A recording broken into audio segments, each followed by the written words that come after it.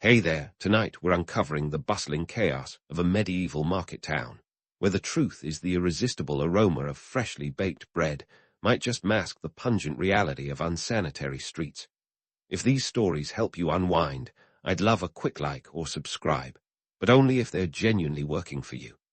I'm curious where in the world you're listening from, so drop your location and local time in the comments. It's amazing seeing our little community span the globe through these historical tales. Now make yourself cozy, maybe adjust your room temperature or get that cup of tea, and let's explore tonight's tale together. If you've ever thought of medieval times as a dreamy tapestry of chivalry and courtly love, well, buckle up, because it's time to wake up to the clang of reality and those church bells. Yep, you're jolted out of sleep by the ear-splitting cacophony of bells tolling from St. Mary's, signaling that it's morning in a medieval market town. Forget your iPhone alarm. This is how medieval folks ensured everyone was up and at M, whether they liked it or not.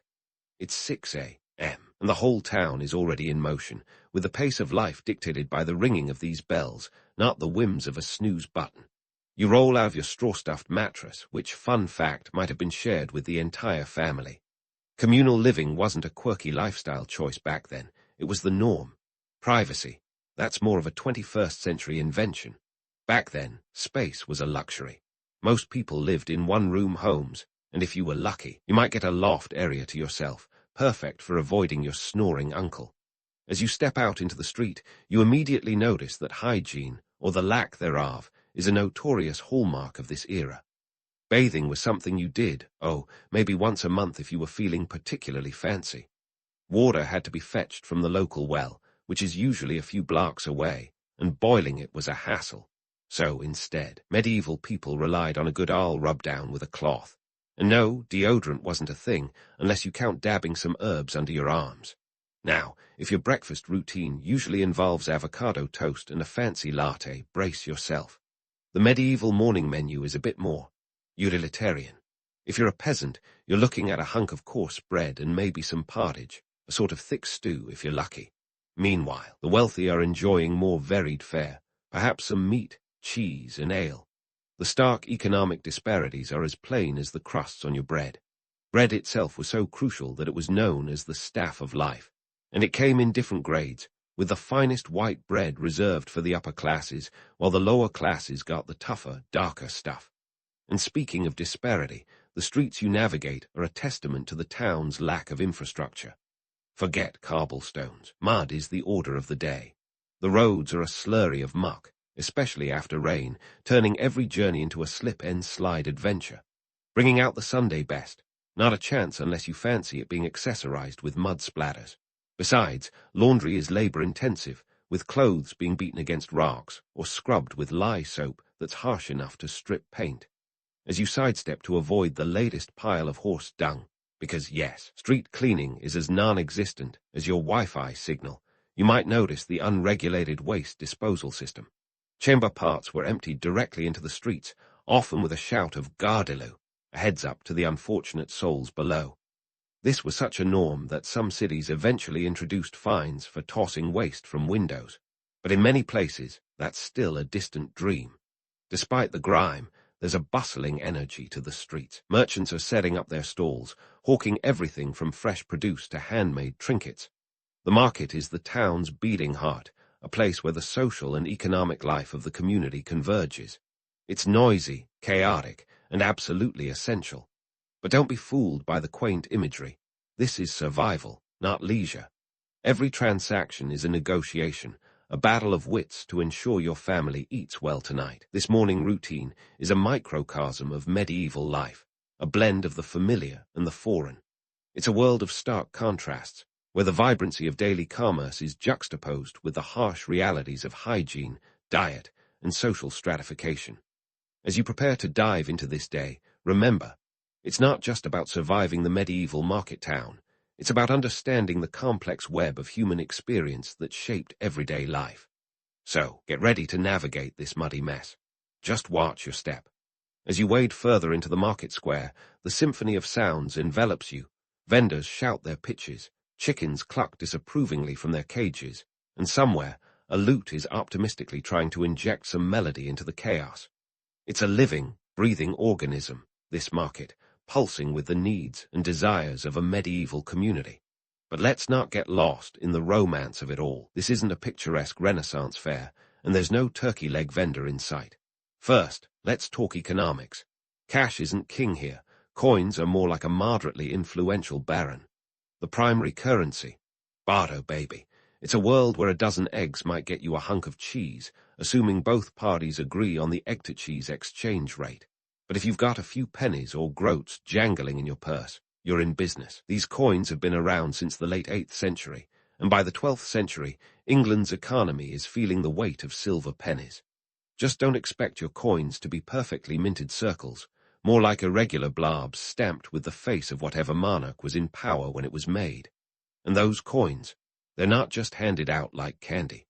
Coin clipping is rampant, a medieval hack for making a quick buck. Literally, people shave off a bit of silver from the edge of a coin before spending it. The result? Lighter, less valuable coins floating around and merchants giving you the side-eye as they weigh your payment. Speaking of side-eye, guilds are the market's unofficial referees, ensuring that the economic game is played fairly, at least according to their rules. These are not just clubs for merchants, they're powerhouses of economic control. If you're buying bread, thank the Baker's Guild for the fact that your loaf isn't stuffed with sawdust. Well, not much sawdust anyway. Guilds regulate quality, price, and even training in their trade, ensuring that your blacksmith knows his anvil from his elbow. If you think these guilds are just a bunch of medieval nerds, think again. They wield real power, with the ability to set prices, control supply, and even influence local politics. In some cases, guild members hold more sway than the town's actual leaders. So, if you mess with a guild, you'd better be ready for more than just a sternly worded parchment. Now, let's take a closer look at what's being hawked from these stalls. Fresh produce is the bread and butter of the market, but let's not put our trust in the term fresh. With no refrigeration, the journey from farm to market is a race against time and temperature. That fresh meat might have been slaughtered yesterday or 3 days ago. A pungent aroma, that's a feature, not a bug. It's no wonder that medieval spices like pepper, cinnamon, and cloves are worth their weight in gold. They mask the smell and taste of less-than-prime cuts of meat. And then there's that authentic silk. It's not just a pricey import. It's a status symbol, a way to drape oneself in the luxury of far-off lands. But reality check. That silk might actually be a cunning blend of silk and something decidedly less glamorous, like wool. If you're lucky, it's genuine, having traveled the length of the Silk Road from China, exchanging hands in bustling hubs like Constantinople. If not, well, congrats, you've just bought the medieval equivalent of a knockoff designer bag. The market is also the medieval version of a global economy. Sure, you've got your local veggies and meats, but look closer and you'll find saffron from the East, almonds from Spain, and sugar from the Mediterranean. How did they get here? Trade routes, of course, and the merchants brave or desperate enough to traverse them. These guys are the real deal, risking life and limb to bring back the exotic treasures that the wealthy crave. But don't let the exotic allure fool you. These goods come with a price markup that would make a modern luxury brand blush. Before you get too carried away in this medieval shopping spree, remember that haggling is not just expected, it's an art form. Prices aren't fixed, and every deal is a dance of negotiation, wit, and sometimes a bit of flattery. If you think you're just going to pay the sticker price and be done with it, well, you're missing half the fun, and possibly overpaying by quite a bit. The market square is more than just a place to shop. It's the town's social media feed, news outlet, and entertainment hub rolled into one. Gossip flows as freely as the ale, and deals are made over shared mugs. It's here that you catch wind of the latest political intrigue or hear the first whispers of a new tax levy. Despite the grime and the chaos, it's a place where the pulse of medieval life beats strongest, a testament to human resilience and creativity in the face of limited resources and ever-present challenges. So, as you navigate this vibrant mess, remember that each stall, each coin, and each haggled deal is a thread in the tapestry of medieval life. It's not just about goods and currency. It's about survival, status, and community. And while you might not last a day in this medieval market town, you can at least appreciate the intricate dance of economics and human nature that keeps it all moving forward. Just watch your step and hold onto your purse. This is one ride you won't soon forget. As you wander through the market square, clutching your hard bargain goods, you might notice an unusual gathering forming. The throng of people isn't here for some medieval flash mob. They're assembling for the main entertainment event of the afternoon, a public trial. Yes, in the days before Netflix, public justice was the original reality TV. The stage, the very heart of the market square. The audience, practically everyone. This isn't just an exercise in jurisprudence. It's a social event, a chance for townsfolk to see justice, not always of the blindfolded variety, in action. Our modern concept of privacy in judicial matters was about as relevant to medieval folks as a smartphone is to a fish.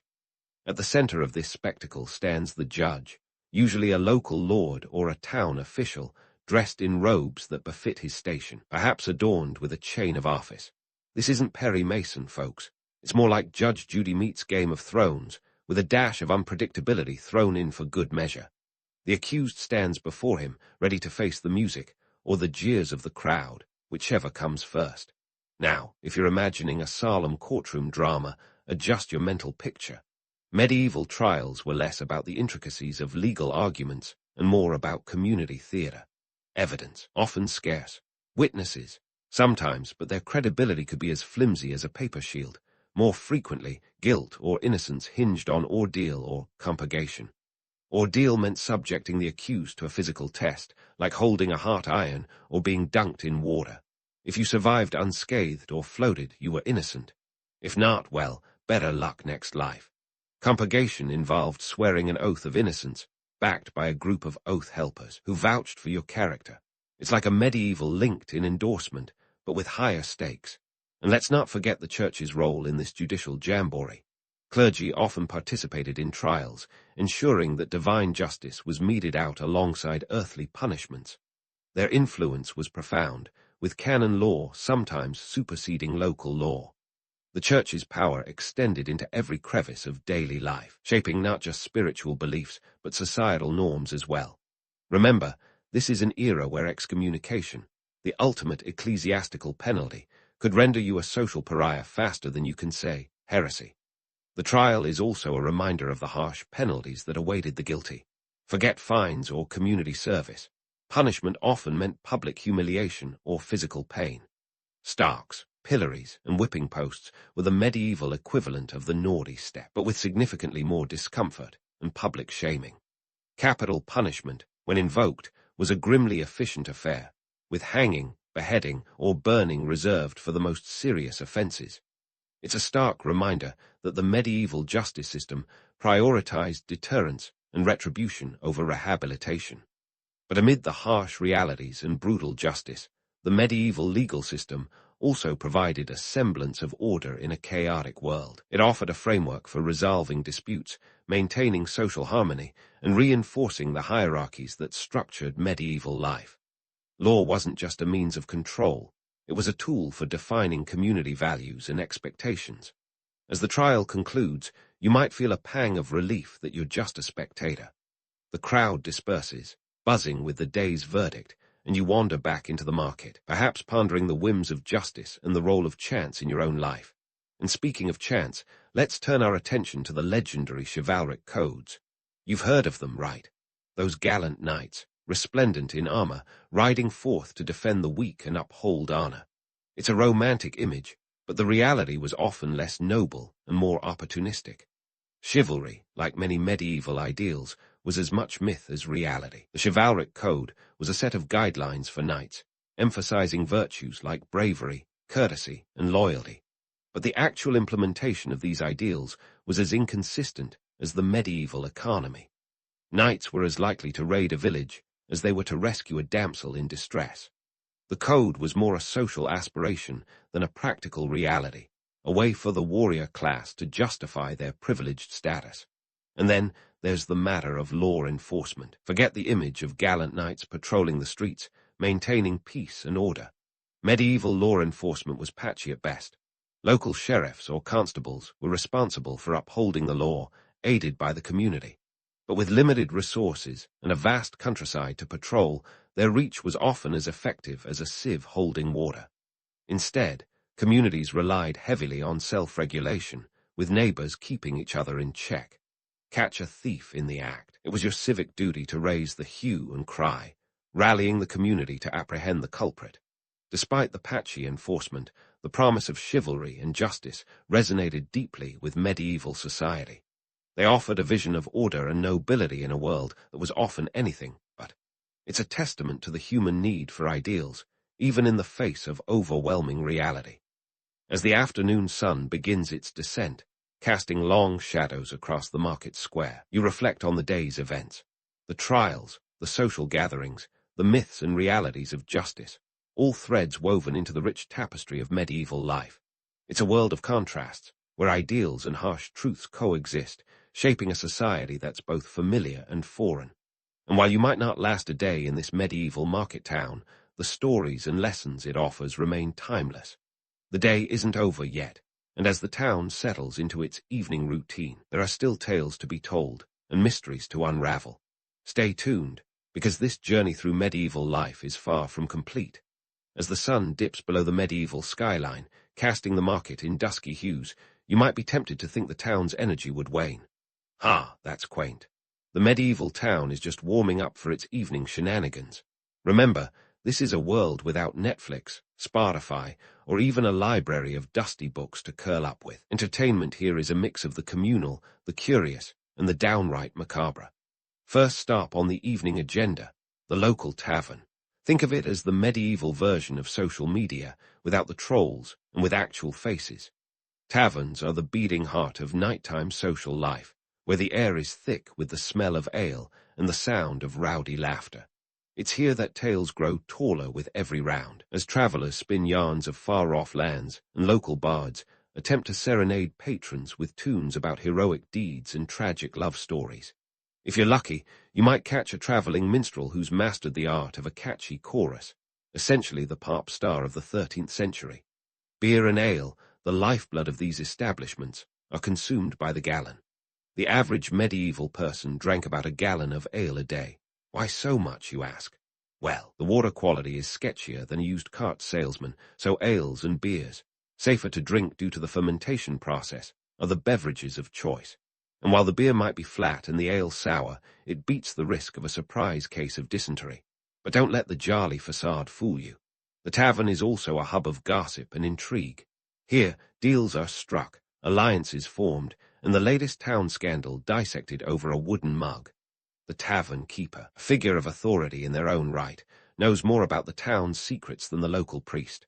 So, while you're clinking mugs and absorbing the ambience, keep an ear out for whispers of political machinations or a juicy scandal involving the mayor's wayward nephew. For those seeking more visceral thrills, the evening might include a visit to a public execution. It's grim, it's brutal, and yet it's the medieval equivalent of a blockbuster event. Executions are public spectacles, drawing crowds like moths to a particularly gruesome flame. They serve as both entertainment and a stern warning to those considering a life of crime. The condemned might be thieves, traitors, or even those accused of witchcraft, the societal scapegoats of the era. It's a sobering reminder of the era's harsh justice system, where deterrence is the name of the game. Now, let's not forget the influence of superstition and folklore, which weaves its way through daily life like a vine through a crumbling wall. The medieval mind is a fertile ground for legends, from tales of dragons lurking in distant caverns to the ominous presence of fairies in the woods. Superstitions are as much a part of life as bread and ale. For instance, if you're feeling under the weather, you might find yourself subjected to a cure involving herbs, incantations, and perhaps the application of a leech or two. It's medicine by way of folklore, where the science is as questionable as the hygienic practices. Speaking of folklore, let's address the romanticized notion of medieval revelry. Sure, there are festivals and fairs, but they're not the endless bacchanals of popular imagination. They're tied to religious or agricultural calendars and are as much about community bonding and religious devotion as they are about letting loose. During these events, the village comes alive with music, dance, and of course, the market stalls hawking everything from roasted meats to handmade trinkets. But the revelry is tempered by the reality of hard work and piety. After all, the medieval church casts a long shadow over festivities, emphasizing moderation and moral conduct. As the evening wears on and the shadows deepen, you begin to feel the pull of the supernatural. The medieval night is a time for storytelling, where the line between reality and the fantastical blurs. Ghosts, goblins, and witches are not just characters in tales, but potential nightly visitors. The darkness is their domain, and the stories told by the fireside are both warnings and entertainment. These tales, steeped in superstition, serve to reinforce moral lessons and societal norms, ensuring that even in leisure, the community remains vigilant and united. But if you're hoping for a quiet nightcap before bed, think again. The medieval town isn't exactly known for its soundproofing. With wooden walls thinner than a monk's patience and communal living arrangements, privacy is a luxury few can afford. Nighttime brings with it the sounds of snoring, the cries of the town crier announcing the hour, and the occasional scuffle or serenade from the street below. So, as you lay your head down on your straw mattress, perhaps in a room shared with a snoring family member, you reflect on the day's events. The laughter and the fear, the hard truths and the half-truths, all mingling in the tapestry of medieval life. It's a world where superstition and reality coexist, where the lines between night and day, legend and life, are as blurred as the faces in a tavern after too many pints. And while you might not last a day or night, in this medieval market town, the stories you've gathered and the insights you've gained are timeless. They reveal not just the quirks of history, but the enduring human spirit that, despite the muck and the madness, continues to seek out joy, connection, and meaning in the most unlikely of places. So, prepare yourself for whatever tales the night might bring, because in this world, every shadow holds a story, and every story is a doorway to understanding a life far removed from our own. As the medieval night whispers its secrets, and the shadows weave through the cobblestone streets, it's time to reflect on why surviving a day in a medieval market town is not for the faint of heart. Sure, the hustle and bustle of the market, the clang of the blacksmith's hammer, and the aroma of freshly baked bread might sound like a charming escape from the digital grind. But peel back the layers of nostalgia, and you'll find a world as complex and contradictory as a medieval tapestry, and just as full of hidden meanings.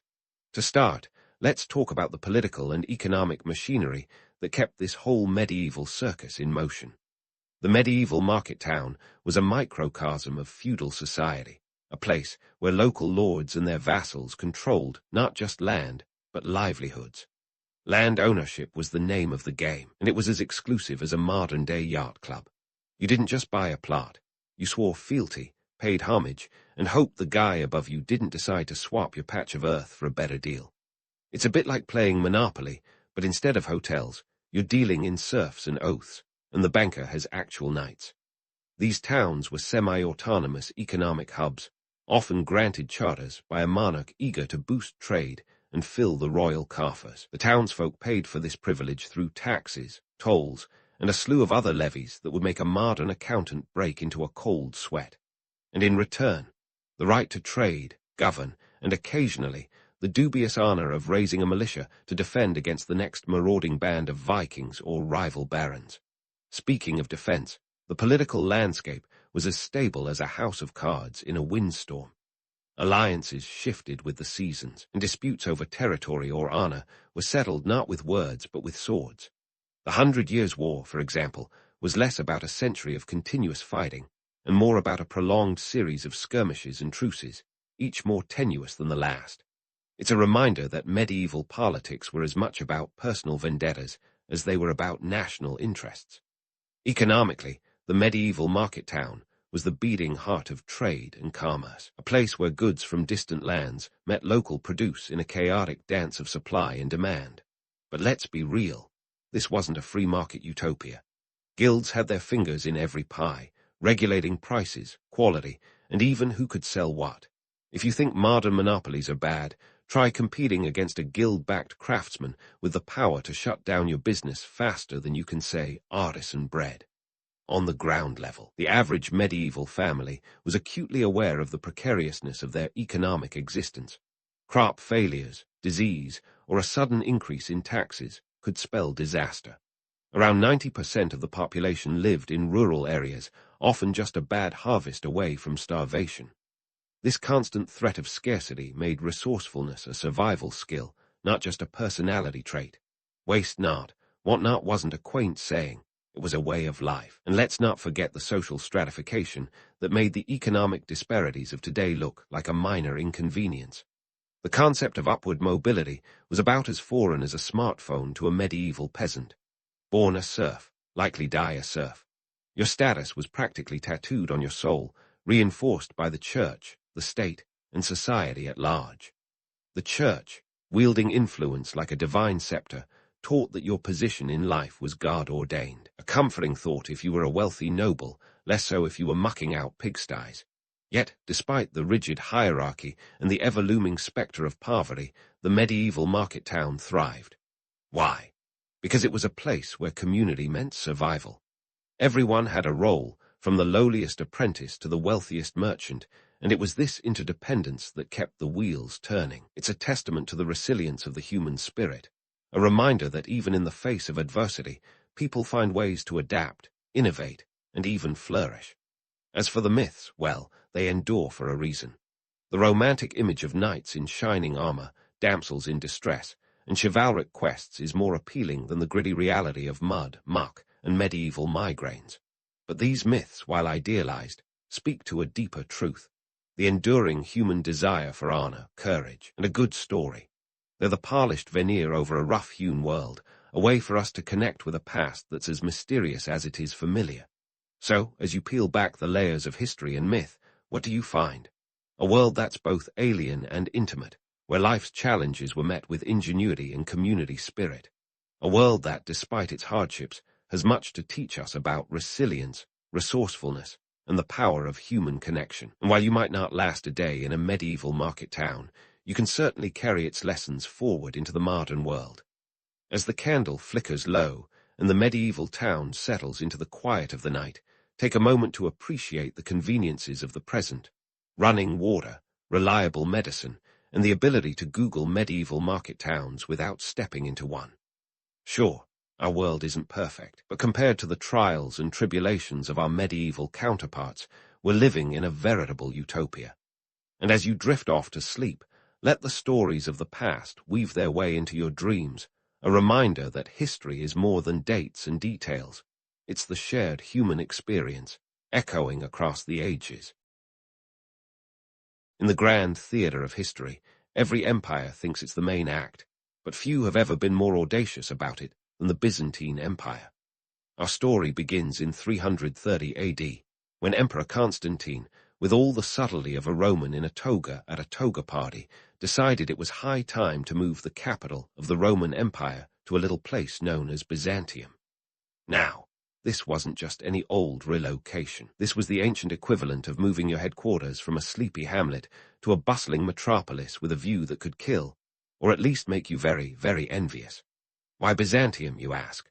Well, it had a certain je ne sais quoi, a strategic location that straddled Europe and Asia like a colossus in sandals. Not to mention, it was perched on the Bosporus Strait, a waterway so crucial it made the English Channel look like a kiddie pool. With the Black Sea to the north and the Aegean Sea to the south, Byzantium was the crossroads of the ancient world.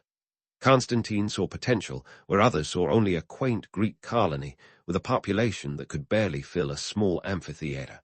So, he did what any emperor with a flair for the dramatic would do. He transformed it into Constantinople, a name that practically shouted his ego from the rooftops. Now, Constantinople wasn't built in a day, but it was built with one heck of a plan.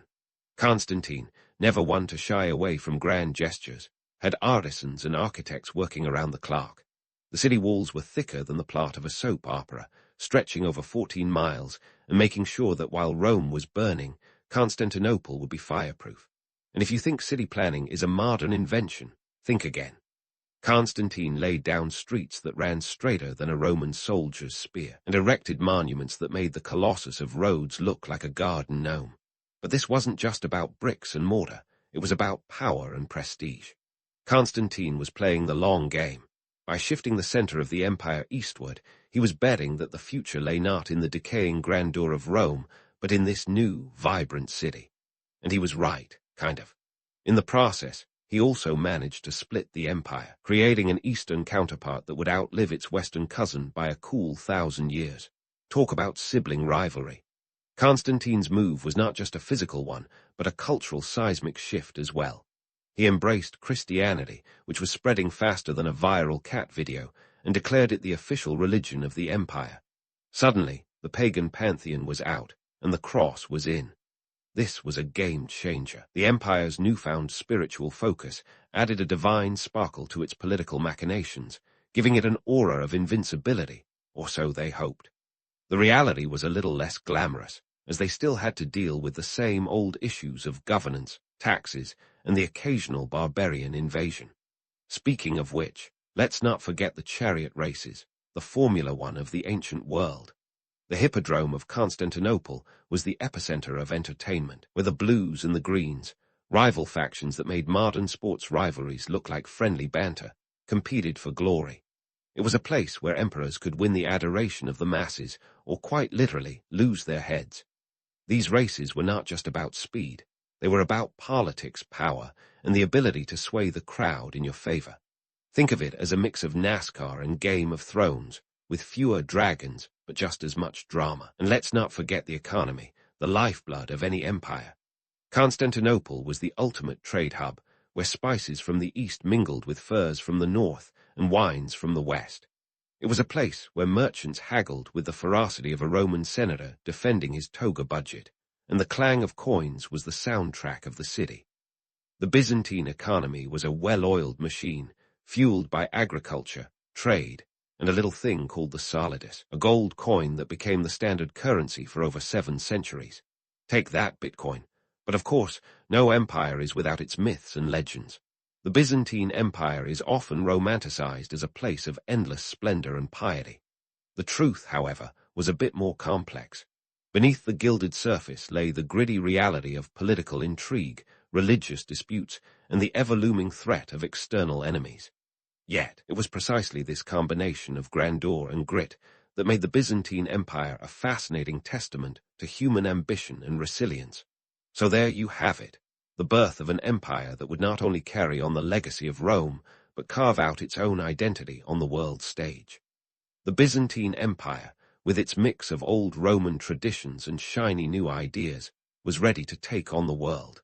And as we'll see, it did so with a flair that would make even the most daring emperor blush.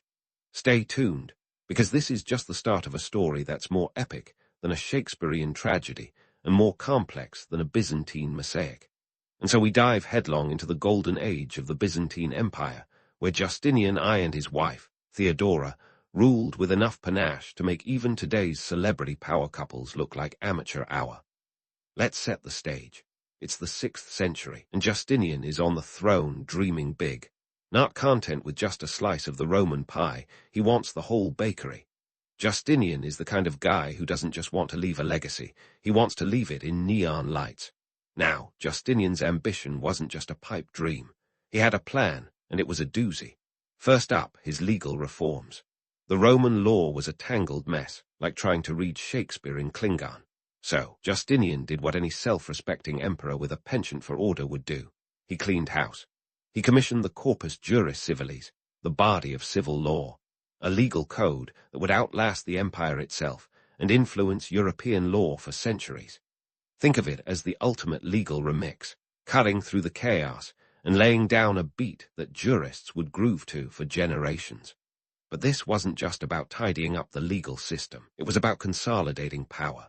By standardizing laws across the empire, Justinian was tightening his grip, ensuring that everyone danced to the same Byzantine tune. Of course, having a legal system shinier than a new Byzantine gold coin wasn't enough. Justinian had his eyes on reuniting the Roman Empire. This was like trying to put Humpty Dumpty back together again, but with more swords and sandals. He launched ambitious military campaigns to reclaim lost territories in North Africa, Italy, and even parts of Spain. Led by his top general, Belisarius, the Byzantine forces were like the Avengers of the ancient world, smashing their way through enemy lines with determination and style. They conquered Carthage in 533 AD and Rome in 536 AD. proving that Justinian was serious about his "make Rome great again" agenda. And this is a big, but all this grandeur came with a hefty price tag. The reconquests were like a never-ending Black Friday sale for the Byzantine treasury, with costs spiraling out of control faster than a chariot race. Maintaining and defending these territories was a logistical nightmare, and before long, the empire's coffers were emptier than a stadium after a Justin Bieber concert. Sure, Justinian had rebuilt the empire in theory, but in practice, his budget was more shredded than a Roman gladiator's abs. Amidst this economic whirlwind, let's not forget Theodora, the empress who was more than just arm candy. A former actress and one-time scandalous figure, she became an influential co-ruler. She was a force to be reckoned with, wielding power with the grace of a lioness in a den of bureaucratic lambs. Theodora championed women's rights and fought for social reforms, proving that she was as savvy in politics as she was in navigating the treacherous waters of Byzantine court life. Her influence was so potent that when the Nika riots erupted in 532 AD, threatening to topple Justinian's regime, she stood her ground. While others urged fleeing, she famously declared that purple is a good color for a funeral, referring to the imperial purple robes. Translation: we're not going anywhere without a fight. Theodora's steel resolve helped quell the riots, saving the empire from what could have been a very awkward chapter in Justinian's biography. Now, let's talk architecture, because when you're an emperor with grand designs, you need a city to match. Enter the Hagia Sophia, a cathedral so magnificent it was like a skyscraper in a world of mud huts. Built between 532 and 537 AD, it was the crown jewel of Justinian's reign, a monument to both his faith and his ego. With its massive dome seemingly suspended in midair, the Hagia Sophia was an architectural marvel, dazzling visitors with its grandeur. It stood as the largest cathedral in the world for nearly 1,000 years, a testament to the Byzantine flair for mixing divine inspiration with architectural innovation. Of course, all this splendor masked a harsh reality. The Byzantine economy was under immense strain, and the social fabric was stretched thinner than the emperor's patience during a budget meeting. Taxation was high, and the empire's peasants bore the brunt of these financial demands. Picture this: Byzantine farmers working the fields, their backs bent under the weight of both crops and taxes, muttering curses that would make a sailor blush. Justinian's ambitious projects may have left a legacy of marble and mosaic, but for many it was a legacy paid in sweat and hardship. In the end, Justinian's reign was a study in contrasts, a period of unparalleled artistic and legal achievements marred by economic woes and overreach. The Byzantine Empire was a glittering mosaic, each piece reflecting both the brilliance and the folly of its rulers. Justinian and Theodora had carved their names into the annals of history, but not without leaving the empire on a fiscal precipice. As the dust settled on their reign, the Byzantine Empire was left to grapple with the consequences of their ambitions, an empire at once resplendent and vulnerable, poised on the brink of transformation. And so, with the echoes of Justinian's grand designs still reverberating through the halls of power, the Byzantine story continues, rich with intrigue and ripe for exploration. Stay tuned, because this tale is far from over, and the Byzantine Empire is just getting started on its next act. Just as the ink dried on Justinian's ambitious blueprints, the Byzantine Empire found itself in a geopolitical game of whack-a-mole with more invaders than you could shake a scepter at. If Justinian's reign was a glittering mosaic, the next few centuries were a chaotic water balloon fight, frantically trying to patch leaks from all sides. Enter the Persians, Arabs, Bulgars, and Slavs, each with a bone to pick and a penchant for testing Byzantine metal. First up, the Persians. These neighbors to the east had a penchant for aggressive diplomacy, and by diplomacy, I mean trying to expand their empire at Byzantium's expense. The 6th and 7th centuries saw the Byzantine and Sasanian empires in what felt like an endless tug-of-war over the Middle East. The Persians, led by rulers like Khosrow I, were not the kind of neighbors who'd lend you sugar. They were more likely to borrow your land and forget to return it. The Byzantine-Persian conflicts were the ancient equivalent of a heavyweight boxing match, with each side taking turns landing blows and suffering casualties. By 602 AD, things got so heated that the entire region seemed to be one giant game of Risk, with territories changing hands more frequently than a heart potato. Then, as if the Persians weren't a big enough headache, the Arabs crashed the party. Emerging from the Arabian Peninsula with the gusto of a rock star on a comeback tour, they quickly changed the game's rules. The rapid expansion of the Islamic Caliphate in the 7th century was like a plot twist no one saw coming. In 634 AD, they began a series of campaigns that would see them snatch away Byzantine territories faster than you can say Syria. By 711 AD, the Arabs had control over the Levant, Egypt, and North Africa, regions that once fattened the Byzantine tax rolls. But the Byzantines were not about to hand over the empire on a silver platter. It was time to bring out the big guns, or rather, the big flames. Enter Greek fire, the ancient world's answer to modern-day napalm. This Byzantine invention was the stuff of legends, a weapon so feared that it made enemies shiver in their sandals. Imagine a liquid concoction spewing from ships and burning, even on water, like a medieval Michael Bay movie.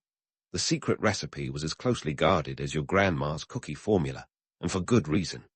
Greek fire was instrumental in defending Constantinople, particularly during the Arab sieges of 674-678 and 717-718 AD. It was the ultimate trump card, turning the waters around the city into a fiery moat and leaving the Arabs with a case of what historians might call defeat by inferno.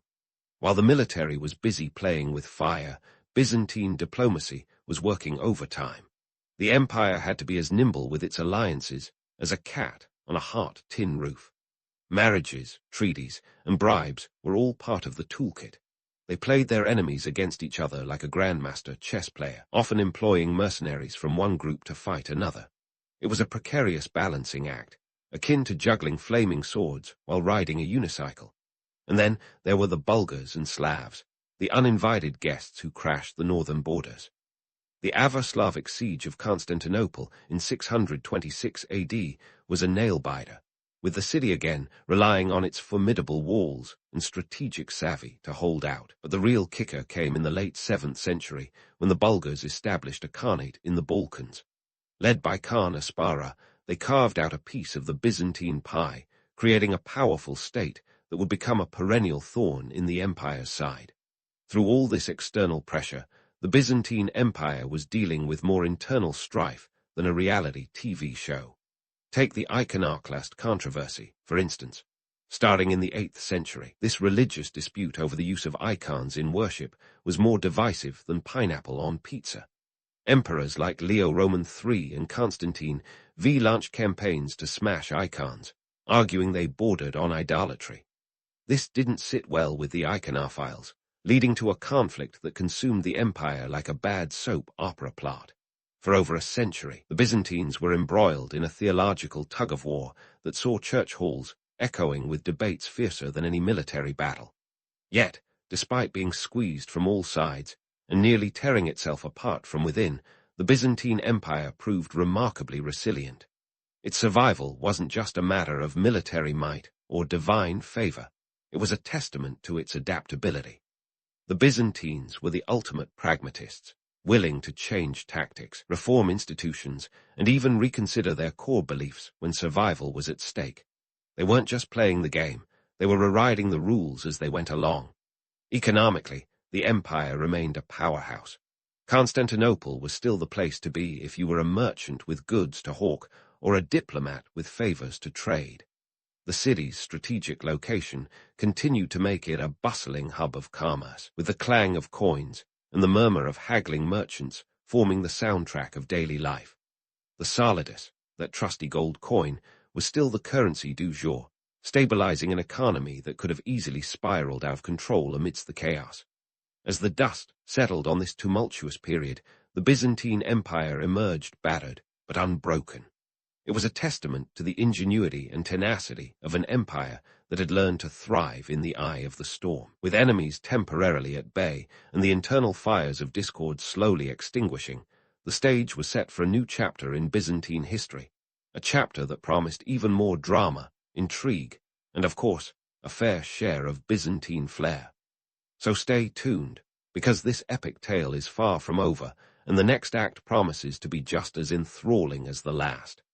As we turn the page on Byzantine history, it's time to dig into one of those chapters that feels like it was written for a soap opera. Enter the Crusades, a series of religious wars that set out to reclaim the Holy Land, but ended up being more about politics, greed, and a touch of chaos. Picture this: a medieval road trip that started with good intentions and ended with everyone squabbling over the travel expenses.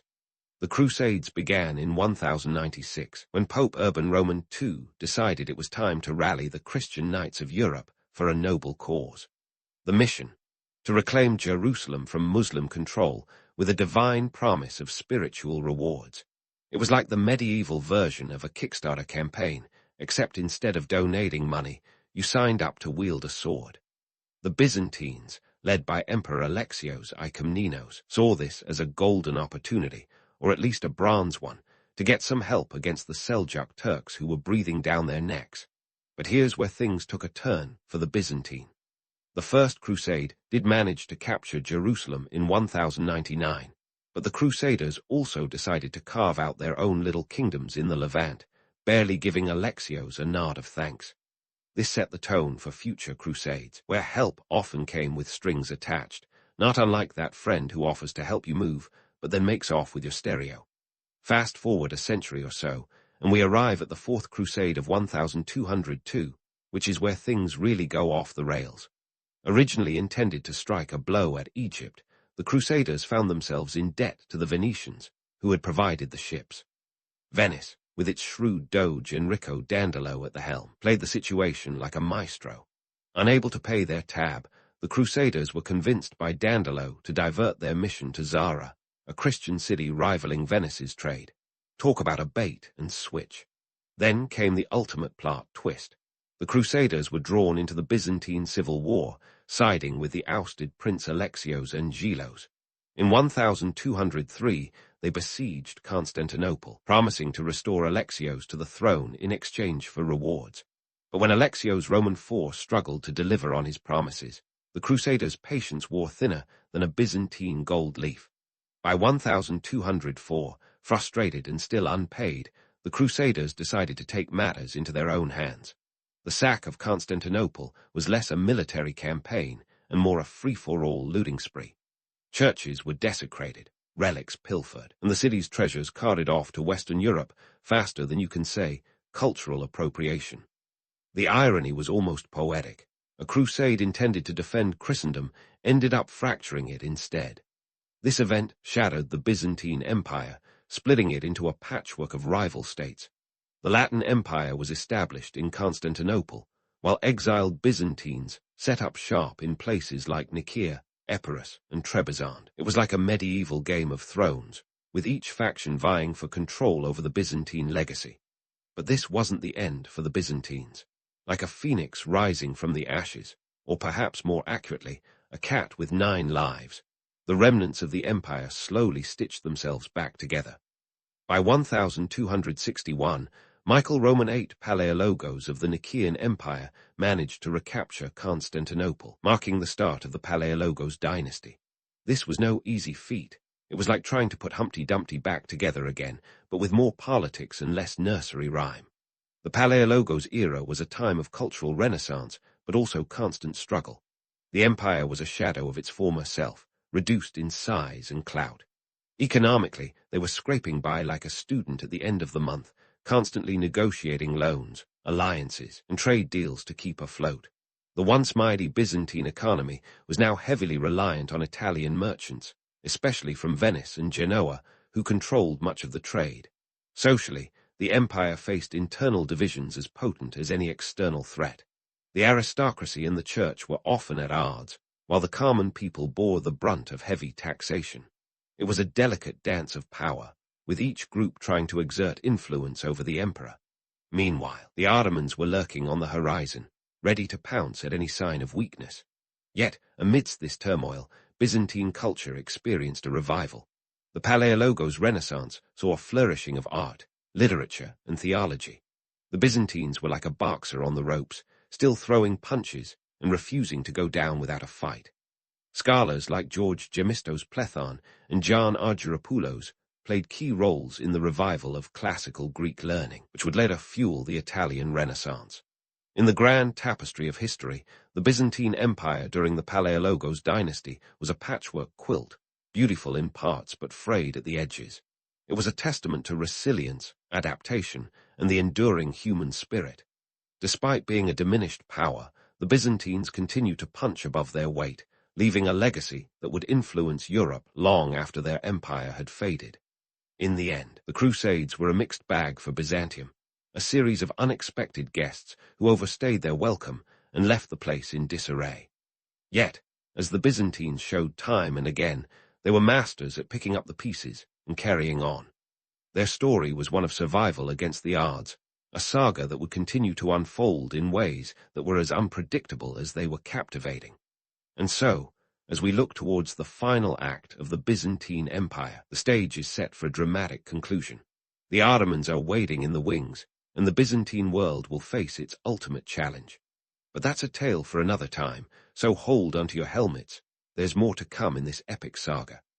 The final act of the Byzantine Empire is like the grand finale of a centuries-long drama, with the Ottomans striding onto the stage and Constantinople preparing for its swan song. It's 1453, and the Byzantine Empire, once the dazzling continuation of Roman legacy, is now reduced to a city and a few scraps of land. You could say they were holding on by a thread, but that thread was more like a fraying rope bridge over a chasm, with the Ottomans eagerly waiting on the other side. Maimed Roman II, the Ottoman Sultan, was not your average conqueror.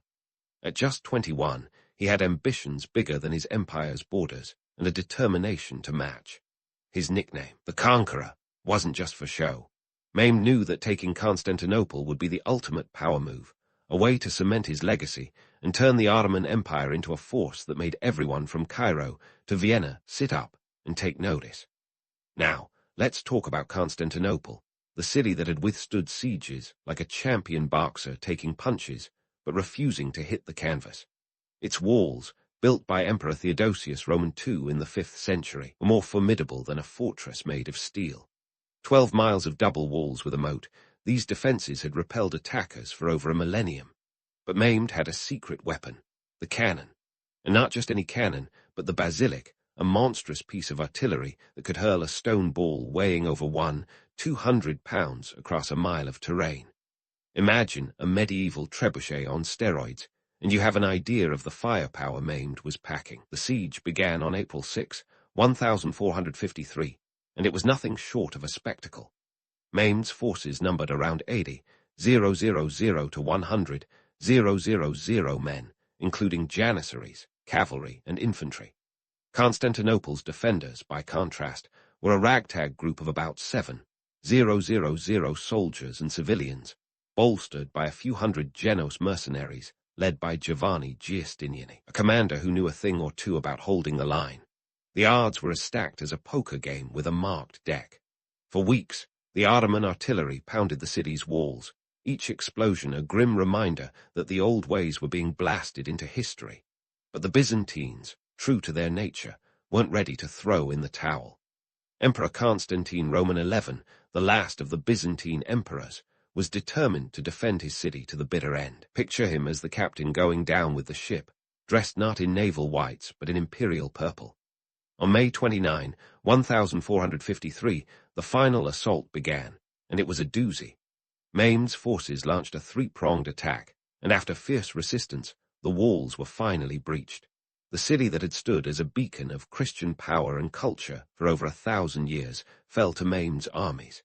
The Ottomans stormed through the gates, and the streets of Constantinople echoed with the sounds of battle and the cries of its last defenders. In the aftermath, Maimed entered the Hagia Sophia, the jewel of Byzantine architecture, and declared it a mosque. It was the ultimate symbol of the shift in power, a new era dawning as the crescent moon rose over the conquered city. The fall of Constantinople marked the end of the Byzantine Empire, but it wasn't the end of its influence. And here's where we bust a few myths. The idea that the Byzantine Empire simply vanished, leaving nothing behind but dusty ruins, is as flawed as a three-legged stool. The truth is, the Byzantines left a legacy that rippled across the centuries, shaping everything from religion to art to politics. Take Orthodox Christianity, for instance. The religious schism between East and West had already given rise to two distinct branches of Christianity, but the fall of Constantinople solidified the Eastern Orthodox Church as a spiritual force.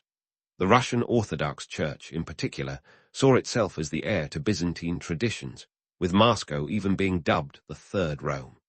The spiritual and cultural heritage of Byzantium continued to influence Eastern Europe and Russia, a testament to the enduring power of ideas over armies. Then there's the Renaissance, that glorious explosion of art and learning that lit up Europe like a fireworks display. The fall of Constantinople didn't snuff out Byzantine knowledge, it scattered it across the continent. Byzantine scholars, fleeing the city, brought with them treasured manuscripts and priceless knowledge, sparking a renewed interest in classical Greek and Roman thought. The Renaissance was like a phoenix rising from the ashes of Byzantium, a cultural rebirth fueled by the very fall it seemed to herald. Economically, the Ottomans took over a city that was still a vital hub of trade, even in its diminished state. Constantinople, now Istanbul, remained a linchpin of commerce, its strategic location as valuable as ever. The trade routes that had enriched the Byzantines continued to flow, now under Ottoman control, weaving the economic tapestry of the Mediterranean. Politically, Mehmed's conquest wasn't just about taking a city. It was about consolidating power and sending a message. The Ottoman Empire didn't just inherit Byzantine lands. It absorbed Byzantine administration, law, and culture, creating a hybrid empire that would dominate the region for centuries. The Byzantines may have lost their empire, but their influence lingered like a ghost in the corridors of power. So, as the curtain fell on the Byzantine Empire, it didn't fall into obscurity, but rather into a new chapter of history. The legacy of Byzantium is a testament to the resilience of culture, the adaptability of ideas, and the enduring impact of a civilization that, even in its decline, managed to shape the world in profound ways. In the end, the fall of Constantinople was both an end and a beginning, a dramatic conclusion to a millennium-long saga and the opening act of a new era. It's a reminder that history is never truly over. It's just waiting for the next storyteller to pick up the pen. As the dust settled and the Ottomans took their place on the world stage, the echoes of Byzantium lingered, a testament to the enduring power of human ambition, creativity, and resilience. So, as you drift off to sleep, ponder this. In the grand theater of history, the Byzantines may have taken their final bow, but their legacy continues to play on, like a timeless melody that never quite fades away. In the bustling heart of ancient Egypt, where the Nile meandered like a lazy snake through the desert and the pyramids glared down, the concept of royal education was less about playdates and finger painting, and more about crafting future pharaohs who could manage a kingdom without turning it into an episode of ancient world's worst leaders. Let's dive into the chalk-dusted world of how young royals were groomed for their golden thrones, starting with the scribes and priests that were the Ivy League of their day. These young Egyptian royals weren't just handed a crook and flail with a pat on the back and a good luck, kiddo. No, they were meticulously groomed, and their education was as rigorous as trying to solve a Rubik's Cube in the dark. They got their first taste of academia courtesy of the scribes, those unsung heroes of the ancient world, armed with reeds and papyrus, who kept the bureaucratic wheels greased and turning. And let's not forget the priests, who moonlighted as life coaches, teaching the young royals not just about guards and afterlives, but also about the art of maintaining power without ending up on the wrong side of a sarcophagus. One of the key texts in this educational odyssey was the Instructions of Ptahhotep, a sort of how-to-win-friends and influence subjects manual, if you will. These instructions were a series of maxims and proverbs designed to instill wisdom and leadership qualities. Think of it as the ancient version of a TED talk, but with more hieroglyphs and fewer PowerPoint slides. The text advised on everything from the importance of humility to the tricky art of listening before speaking, sage advice that perhaps should have been handed out on laminated cards to some modern politicians. Now, before you start feeling too envious of these young royals, imagining them lounging in palatial schools with golden lunchboxes, let's sprinkle a little reality on this fantasy. True, they were trained to rule, but their education was more boot camp than royal spa day. They were expected to master not just the art of war, but also the equally challenging art of administration. Remember, ruling Egypt wasn't just about looking good in a kilt and eyeliner. It was about managing resources, keeping the peace, and ensuring the guards remained on your side. No pressure there. Meanwhile, over in Mesopotamia, the land between the rivers Tigris and Euphrates, things weren't much different. The young royals there also had their noses to the grindstone, guided by an array of tutors who were less about nurturing creativity and more about turning them into competent rulers. Scribes in Mesopotamia were the equivalent of today's data analysts, making sure the young royals could read, write, and calculate with the precision of a modern-day accountant. These skills were crucial for managing the empire's plentiful resources, or at least ensuring the treasury wasn't mysteriously light after a night of royal revelry. But let's not forget the priests, who were the original multitaskers, balancing their duties to the gods with their obligations as educators. They taught young Mesopotamian royals the fine art of diplomacy and the complex rituals required to appease a pantheon of deities who, let's face it, were probably just as demanding as today's celebrity chefs. Now, here's the kicker. While education in both Egypt and Mesopotamia was undoubtedly a privilege, it wasn't a cakewalk. These young royals were under constant pressure to excel, not just for personal glory or parental bragging rights, but because the stability of an entire civilization often rested on their success. Any slip-up could lead to a dynasty's downfall faster than you can say, Tutankhamun. So, while commoners might have envied the luxurious lifestyle of their rulers, they certainly didn't envy the intense schooling that came with it. In the grand tapestry of history, royal education in ancient Egypt and Mesopotamia was a complex weave of privilege and responsibility. It was about creating leaders who could navigate the treacherous waters of politics, religion, and warfare. So next time you're tempted to think that those born into royalty had it easy, remember, their road was paved with knowledge, duty, and a fair share of sleepless nights pondering the latest instructions of Ptahhotep. It turns out, even in the ancient world, heavy is the head that wears the crown, or in this case, the headdress. Transitioning from the banks of the Nile and the fertile plains of Mesopotamia, let's hop over to the sun-drenched lands of Greece and Rome, where educating future leaders was less about dusty papyrus and more about the heady brew of philosophy, rhetoric, and a surprising amount of wrestling. Now, if you think today's education system is competitive, ancient Greece was like the Ivy League of its time, minus the exorbitant tuition fees, but with a whole lot more Socratic dialogue. Take Alexander the Great, for example. Not content with just being a future king, young Alex had his sights set on world domination, and for that, he needed the best brain on the planet. Enter Aristotle, the rock-star philosopher of the ancient world, who was tasked with turning this Macedonian prince into the ultimate leader. Imagine the tutoring sessions. Aristotle, with his flowing robes and vast intellect, and Alexander, a teenage whirlwind with a penchant for conquering. It's like having Elon Musk take on a tech intern, minus the Twitter drama. Aristotle wasn't just teaching Alexander to ponder the meaning of life. He was crafting a curriculum that combined philosophy with practical skills. We're talking everything from ethics to science, with a side of political theory. Think of it as a liberal arts education with a Spartan boot camp twist. Alexander's education was a hefty investment, but the dividends, an empire stretching from Greece to India, weren't too shabby. As for the logistics, Aristotle had a custom-built school in Mieza, a sort of ancient Hogwarts where Alexander and his pals learned in the shade of plane trees. Tuition, free for future emperors, of course. But it wasn't all high-minded discourse. Greek education struck a balance between brains and brawn. Physical training was as vital as intellectual pursuits, a practice that even Plato endorsed. The Greeks believed a strong mind needed a strong body, a philosophy that might explain why they were constantly at war. Wrestling, running, and javelin throwing were just as crucial as studying the works of Homer and Plato. So, while Alexander was contemplating the metaphysics of being, he was also perfecting his spear-throwing technique, a handy skill for future conquests. Now, let's skip over to Rome, where education was a different beast altogether. Forget the philosopher kings of Plato's dreams. Roman education had a more pragmatic bent. The Romans were the original pragmatists, after all, more concerned with the tangible power of roads and aqueducts than the abstract musings of the cosmos.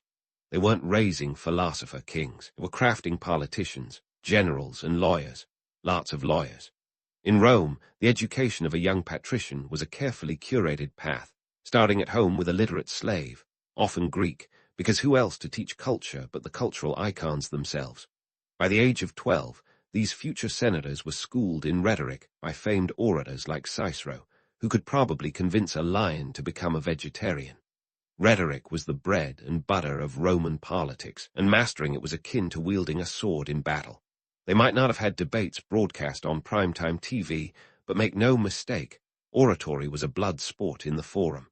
But let's not kid ourselves with the myth of noble Romans eloquently debating in togas. The reality was less pristine. Roman education was also about navigating a political minefield where bribery and backstabbing were as common as bread and circuses. Yes, Cicero could wax poetic about the virtues of the Republic, but behind the scenes, Rome was a hotbed of intrigue and ambition.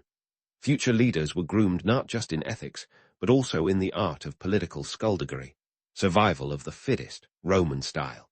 And while the Greeks and Romans shared a love for rhetoric and philosophy, their educational philosophies diverged in fascinating ways. The Greeks dreamed of a utopia led by philosopher kings, guided by wisdom and virtue. But the Romans, ever the realists, knew that power came from pragmatic governance and a well-oiled military machine. They didn't have time for ivory tower ideals when there were roads to build and empires to expand. So, as much as we romanticize the idea of the philosopher king, the truth is more nuanced. The Greeks might have elevated wisdom as the highest virtue, but the Romans understood that real power often lay in the nitty-gritty details of administration and military might. You could say the Greeks dreamt while the Romans schemed. And what about the cost of all this education? While there weren't tuition fees in the modern sense, the expense of hiring top-tier tutors, building academies, and equipping young leaders with the necessary resources was considerable. This was an investment in the stability and expansion of the state. Aristotle reportedly received 800 talents from Philip II of Macedon for his services, a sum that would make even today's hedge fund managers blush. In this grand theater of ancient education, leaders were shaped by their times, their tutors, and their own ambitions. Whether in the philosophical gardens of Greece or the bustling streets of Rome, education was the crucible in which future rulers were forged. They learned to navigate the complexities of power, wielding knowledge like a double-edged sword, ready to cut through the chaos of history. And as we peel back the layers of myth, we find that the truth is as compelling as any legend, perhaps even more so because it reveals the human ambitions and frailties that have always danced at the heart of power. As we move from the grand arenas of ancient Rome and Greece, it's time to fast forward to the Middle Ages, where kings were crowned, knights were knighted, and spoiler alert, education got a serious upgrade. Welcome to the Carolingian Renaissance, a time when Charlemagne decided Europe needed a little intellectual kick in the chainmail-covered pants. Charlemagne, or Charles the Great to his pals, wasn't just interested in expanding his empire. He was all about turning his ragtag collection of territories into a well-oiled, literate machine. Picture it, the 8th century, a time when the idea of a library was more what's that than SHHH, people are reading. Charlemagne saw an opportunity to change that, and he didn't waste any time. Now, here's the thing about Charlemagne, he wasn't exactly a scholar himself. In fact, his signature was probably more scribble than scribe, but he was smart enough to realize the power of a good education and the church's vital role in it. Enter the court schools, a kind of Hogwarts for the medieval elite, minus the soaring hat, and with a lot more Gregorian chants. These schools were the brainchild of Alcuin of York, the intellectual powerhouse Charlemagne recruited to lead his educational reforms. Alcuin was like the Steve Jobs of his time, but instead of iPhones, he was designing curriculums and teaching Latin. These court schools were more than just a place to learn how to read and write, though that was a big deal in itself. No, they were about shaping the leaders of tomorrow. The curriculum was a balanced diet of the liberal arts, which sounds fancy, but basically means subjects like grammar, rhetoric, and logic. essentially the medieval version of how to sound smart at the dinner table. But these schools weren't just for the sons of nobility. They welcomed anyone with potential, which, in theory, meant a brighter future for everyone. The church played a crucial role here, acting as both the guardian of knowledge and the gatekeeper to higher learning. Of course, let's not get too misty-eyed about this Renaissance. While the myth is all about enlightened kings and benevolent scholars, the reality was a bit rough around the edges. We're talking about an era where the average life expectancy was about 30 years, and people thought bathing was bad for your health. Sure, education was on the rise, but it was still a privilege, not a right. And let's not forget that these enlightened scholars were often the same people who thought the earth was the center of the universe. Now, while Charlemagne was busy setting up schools and tweaking the educational system, there was another kind of school taking shape, the training grounds for knights. And if you think it was all about chivalry and rescuing damsels in distress, well, let's just say Hollywood has done a number on us. Knightly training was more about turning boys into men who could wield a sword as easily as they could recite their family lineage. Training began at the tender age of 7, when young boys were sent away from home to live with another noble family. There, they learned the basics of court etiquette, and more importantly, how to swing a sword without taking out a bystander. By 14, they became squires, serving a knight and learning the ropes, literally in some cases. It was a tough life, full of rigorous physical training, and it wasn't uncommon for these young noblemen to be seen more as cannon fodder than chivalric heroes. The myth of chivalry paints these knights as noble defenders of the realm, but let's get real. The reality was often far less glamorous. These were brutal times, and knights were as likely to be involved in petty squabbles as they were in grand battles.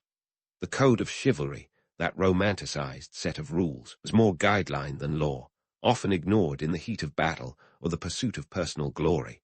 And let's not forget the economics of it all. Being a knight was expensive. Armor, horses, weapons, it all cost a small fortune, and many knights were heavily in debt, more concerned with lining their own pockets than any lofty ideals. So, while the legend of the knight shines brightly in tales of yore, the reality was often murky with mud and blood. And yet, these myths endure, capturing our imaginations with stories of heroism and honor. But as with all history, the truth is a bit more complex, revealing a world where education and power were intertwined, and the path to greatness was often as treacherous as the battlefield itself.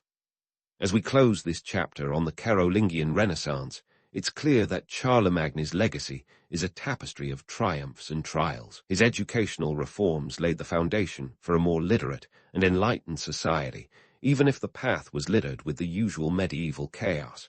And as for those knights in shining armor, well, they were just as human as the rest of us, struggling with the same ambitions and anxieties that have shaped history for millennia. But fear not, dear listener, for our journey doesn't end here. There's more history to uncover, more myths to debunk, and more truths to reveal as we continue to traverse the fascinating landscape of royal education through the ages. Stay tuned for the next chapter, where we delve even deeper into the annals of time. And speaking of navigating murky waters, let's sail into the Renaissance, a period when Europe collectively dusted off the cobwebs of the Middle Ages and decided to get its act together. The Renaissance was like that friend who suddenly gets a makeover and starts quoting obscure philosophers at brunch. It was a time of rebirth, and education was at the heart of it all, thanks to a little thing called humanism. Now, humanism wasn't just about putting humanity on a pedestal. It was more about turning the spotlight on reason, science, and the arts. Imagine classrooms buzzing with the ideas of ancient Greek and Roman thinkers who were suddenly hip again after a millennium-long hiatus. This was the intellectual equivalent of the Beatles' comeback tour, and it had royal courts scrambling to catch the wave. Enter the Renaissance prince, a figure who was supposed to embody the best of both worlds, the wisdom of a philosopher and the political acumen of a Machiavelli. Think of them as the original multi-hyphenates, expected to be scholars, soldiers, and statesmen all rolled into one. Sounds exhausting, right? But this was the ideal, and the curriculum was designed to reflect it. Take Elizabeth I of England, for instance. Her education was nothing short of a royal boot camp with a scholarly twist. Born in 1533, Elizabeth was thrust into a world where the stakes were as high as the ruffled collars. Her father, Henry Roman VIII, might have been more famous for his marital escapades than his educational policies, but he ensured Elizabeth got more than just a crash course in royal manners. Elizabeth's curriculum was the Harvard of its day, minus the student loans. She studied under the best tutors, including the renowned scholar Raja Ascham. Ascham was a proponent of the gentle approach to learning, which meant less corporal punishment and more Socratic dialogue, a radical idea for the time. Elizabeth learned a smorgasbord of subjects, from Latin and Greek to rhetoric, philosophy, and history. By the age of 12, she was fluent in 4 languages, a feat that would make even today's polyglots break a sweat. But this top-tier education didn't come cheap. The cost of Elizabeth's education was astronomical, even by today's standards. Tutors like Ascham didn't just work for the love of learning.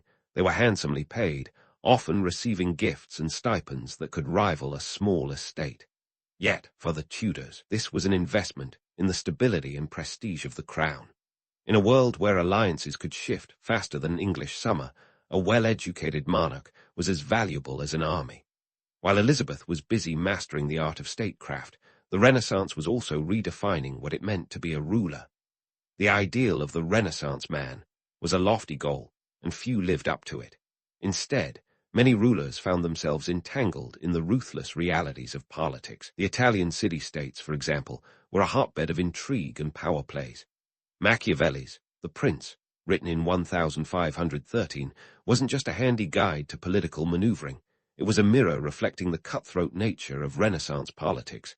And if you think the Renaissance was all about highbrow art and intellectual salons, think again. It had its share of drama, scandal, and bloodshed. The Medicis of Florence, for instance, were as famous for their patronage of the arts as they were for their Machiavellian politics. Lorenzo de' Medici, the family's charismatic leader, was the epitome of the Renaissance prince. He was a patron of artists like Botticelli and Michelangelo, but he was also a deft political operator, navigating alliances and rivalries with the skill of a chess master.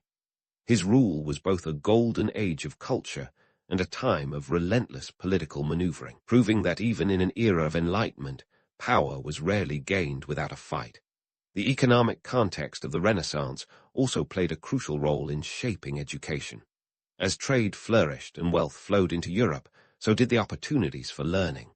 The printing press, invented around 1440 by Johannes Gutenberg, revolutionized the spread of knowledge. Suddenly, books weren't just for the elite, they were for anyone who could afford them.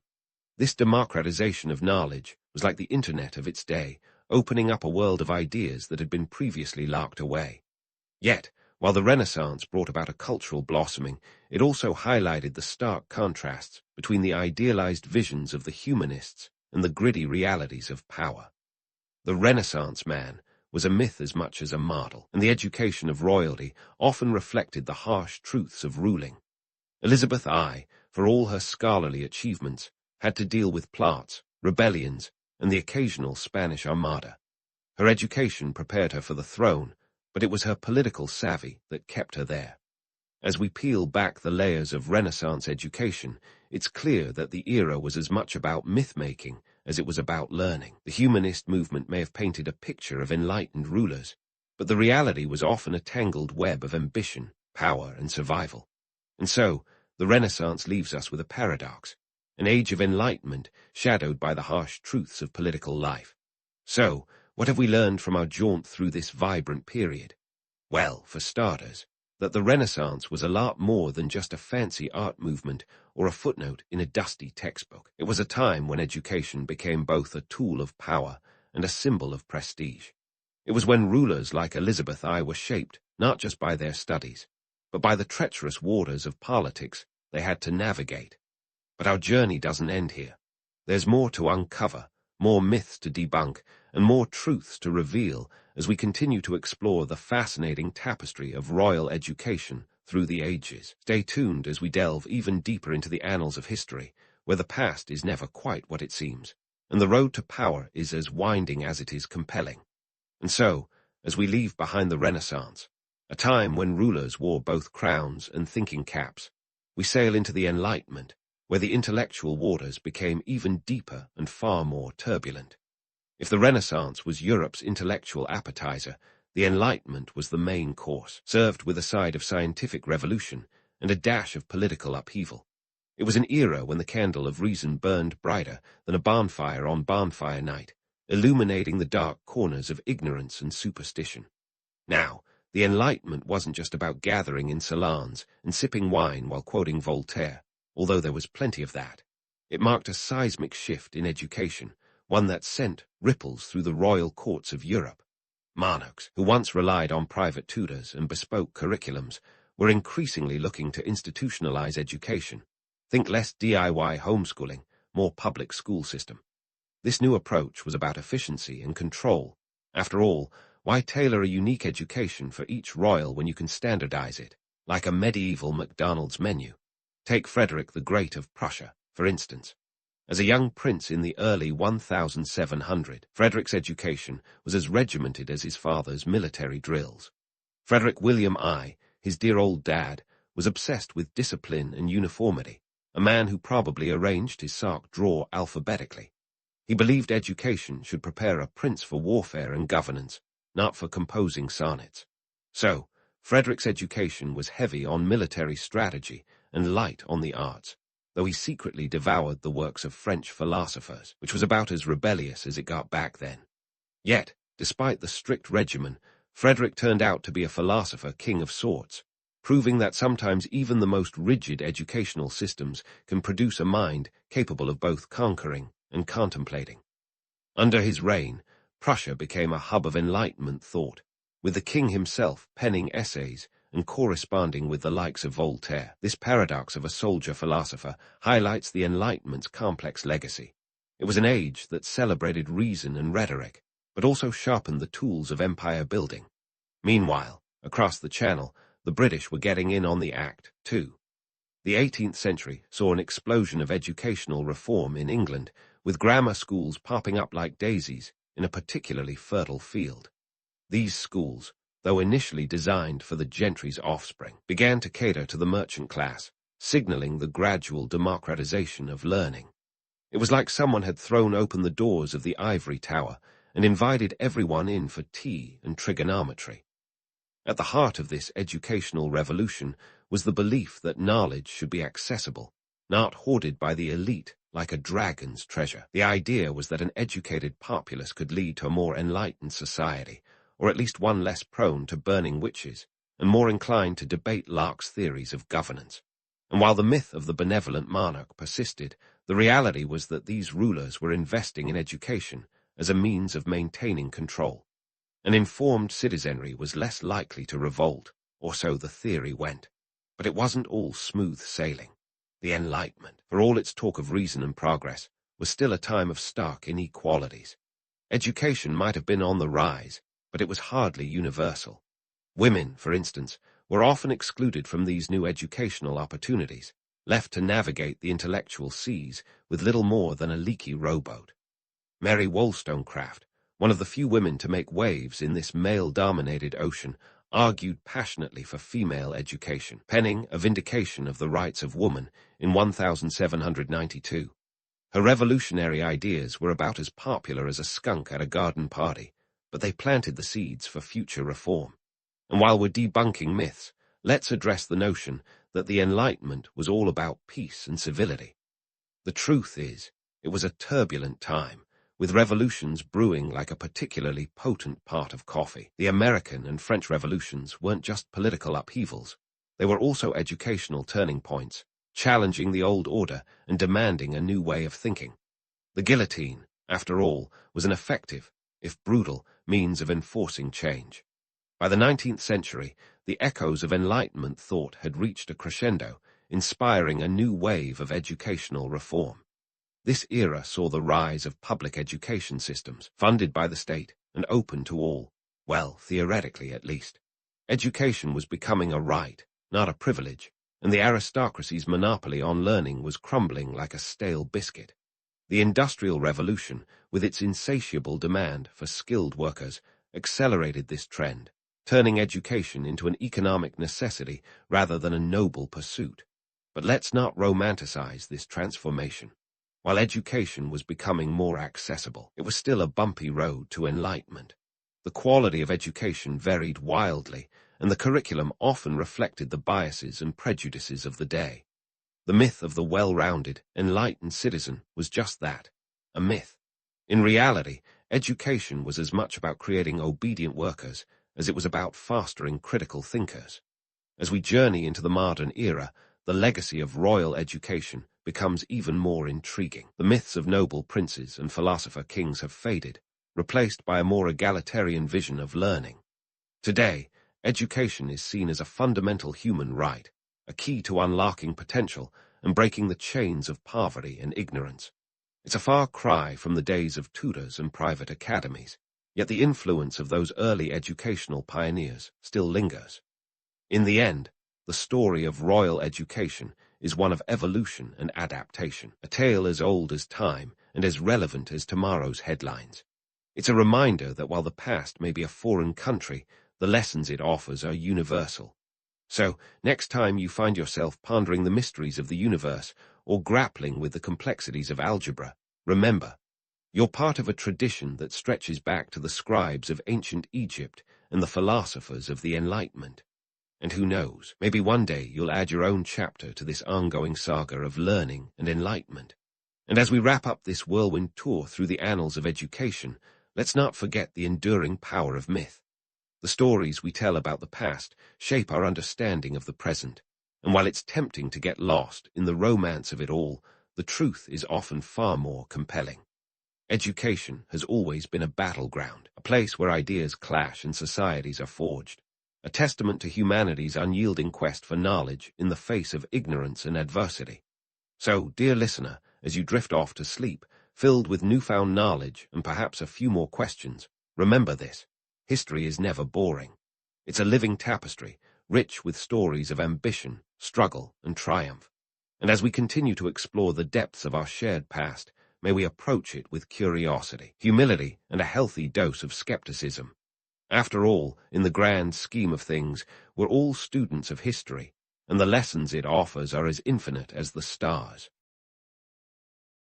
If you fancied yourself a medieval rat-catcher, let's be honest, your life would have been a whirlwind of fur and filth, with a side order of medieval misery. The year is 1348, give or take a plague outbreak, and you're living in a time when rats weren't just a nuisance. They were public enemy number one, carrying fleas that spread the bubonic plague, that infamous Black Death that wiped out a third of Europe's population faster than you can say, "Bring out your dead." First off, let's tackle the economics, because you're not catching rats for the thrill, right? You're doing it because the alternative is starving or begging, or worse, both. In medieval Europe, the economy was as cutthroat as a Game of Thrones episode. You had your feudal lords at the top, living at large in their castles, and everyone else scrambling for scraps. You, dear listener, are likely a peasant or an urban dweller, two groups that can barely afford a stale loaf of bread. So, the idea of making a living by catching rats, not glamorous, but hey, it paid the bills. Or at least, it bought you a half-decent meal. Now, let's talk living conditions. Forget modern sanitation or clean streets. Medieval towns were a chaotic mess of narrow, winding alleys filled with all sorts of delightful aromas, most of them unpleasant. People dumped waste into the streets or rivers, and surprise, surprise, this made the perfect breeding ground for rats. They thrived in these conditions like influencers in an overpriced coffee shop. Your daily life as a rat catcher would be spent in these squalid streets, armed with rudimentary tools like traps and poisons. You'd be knee-deep in muck, quite literally, because sewers were often just open ditches. Perhaps, if you really wanted to get fancy, you might have a ferret. Yes, ferrets were the medieval equivalent of your trusty sidekick in the rat-catching business. They dive into nooks and crannies to flush out the vermin, making your job slightly more efficient and your social standing only marginally less dismal. Now, let's not forget the social stigma. Rat catchers weren't exactly the rock stars of the medieval world. In fact, they were more akin to the misunderstood underdogs, seen as a necessary but unsavory part of society. They were often looked down upon by those who didn't realize the importance of pest control in preventing disease outbreaks. And while we're on the topic of disease, let's dive into the big one, the Black Plague. This was no ordinary flu season. It was the pandemic to end all pandemics, and rats were the unwitting carriers. The plague hit Europe in waves, with the first and most devastating wave arriving around 1347. It's believed to have originated somewhere in Asia, traveling along trade routes like the Silk Road, hitching a ride with merchants and traders who were unaware they were spreading doom with each exchange of goods. You might say the plague spread faster than medieval gossip, and that's saying something. Rats, specifically the black rat, or Rattus rattus if you're feeling fancy, were everywhere. They lived in the same spaces as people, scurrying through homes, ships, and markets. These little critters carried fleas infected with Yersinia pestis, the bacterium responsible for the plague. Once bitten by an infected flea, a person could expect symptoms within days: fever, chills, and those infamous buboes, swollen lymph nodes that turned black, giving the disease its ominous name. As a rat catcher, your role was crucial in managing the rat population, and by extension, the spread of the disease. It was a job driven by sheer necessity. Town councils and local authorities would sometimes pay for your services, understanding that fewer rats meant fewer fleas, and fewer fleas meant less disease. But let's not sugarcoat it. Medieval medicine was more guesswork than science. Theories ranged from bad air to divine punishment, and the idea that fleas and rats were the culprits was a realization that came much later. So, what about the myth of the Pied Piper, that charming fellow who led rats out of town with a tune? It's a quaint story, sure, but the reality was far less whimsical. Rat catchers didn't have magical flutes. They had sweat, grit, and maybe a few lucky ferrets. The job was hard, the pay was meager, and the risks were high, but it was an indispensable part of maintaining some semblance of public health. To wrap it up, being a medieval rat catcher was not for the faint-hearted. It was dirty, dangerous, and often thankless work. Yet, in the grand tapestry of history, these unsung heroes played a critical role in managing the spread of one of the deadliest pandemics the world has ever known. So next time you complain about your 9-to-5, just remember, it could be worse. You could be up to your knees in medieval muck, chasing rats through the streets. And so, knee-deep in medieval muck, you find yourself in the grimy shoes of a rat catcher, a profession that, quite frankly, makes modern garbage collection look like a spa day. Let's dive into the nitty-gritty of your daily grind, where each day is as unpredictable as a medieval weather forecast. First off, your tools of the trade were about as sophisticated as a stone axe in a world of laser scalpels. Traps, for example, were rudimentary at best. Imagine a wooden box or a simple spring mechanism, effective, perhaps, but a far cry from the steel traps that would come centuries later. Then came the poisons, concoctions that were more about trial and error than any chemical precision. Think arsenic, a favorite among the medieval pest control crowd, if you could afford it. Don't have the coins for that. You might resort to a homemade brew of hemlock or nightshade, two plants that were as likely to eliminate your rat problem as they were to knock out a few nosy neighbors if you're not careful. And let's not forget your trusty animal companions. Ferrets, those slippery little carnivores, were your secret weapon. They were nimble and fearless, diving into the tightest of spaces to flush out their rodent adversaries. But ferrets weren't your only allies. Enter the terrier, the dog breed with a name that practically screams rat hunter. Terriers were the medieval equivalent of the pest control SWAT team. Small, agile, and relentless, they chased down rats with the kind of enthusiasm you'd expect from a toddler spotting a cookie jar. Of course, these animals required their own upkeep. Feeding them wasn't cheap when you were scraping by on pennies or the occasional loaf of bread. Speaking of pennies, let's talk cold, hard cash, or the lack thereof. The average rat catcher could expect payment in the form of a few coins here and there, with a good day maybe netting you a whole shilling if you were lucky. To put that in perspective, a laborer might earn around 6 pence a day, so you're definitely not rolling in dough. If coins weren't forthcoming, you might be paid in food, a bowl of stew, or maybe a hunk of cheese, assuming the rats hadn't gotten to it first. It was a hand-to-mouth existence, quite literally. And yet, despite this financial tightrope walk, the work was essential. Town councils sometimes put out bounties on rats, knowing that each one caught could mean one less carrier of disease. Socially, being a rat catcher earned you all the prestige of a modern-day telemarketer. Those who didn't understand the importance of your work often viewed you as a necessary evil. Sure, They needed you to keep the rat population down, but that didn't mean they wanted to invite you over for dinner. After all, you were the person who spent their day knee-deep in rat-infested sewers. It was a case of not in my backyard. Thanks for getting rid of the rats, but please keep your distance. Now, let's tackle another medieval urban legend while we're at it. The idea that rat catchers were some kind of mystical figures. Sorry to burst your bubble, but there were no secret societies of rat catchers working behind the scenes. It was a job born of necessity, not magic. The closest you get to any kind of enchantment was the occasional herbal remedy or folk charm, and even those were more about placating superstitious townsfolk than actual effectiveness. The reality was much more grimy and much less glamorous. A medieval rat catcher's life was dictated by the whims of the rat population and the ever-present threat of plague. The bubonic plague wasn't a one-time event. It came in waves, like a particularly persistent house guest. The first wave hit hard in 1347, but subsequent outbreaks continued to plague Europe throughout the 14th and 15th centuries. As a rat catcher, you were always waiting for the other shoe to drop, knowing that another plague outbreak could mean more work, but also more danger. In the grand tapestry of history, the rat catchers were unsung heroes, albeit ones who were often overlooked by the very people they helped protect. Their work might not have been celebrated in the town square, but without them, the streets would have been overrun with vermin, and the plague could have been even more devastating. So the next time you're tempted to complain about your own job, remember the rat catcher.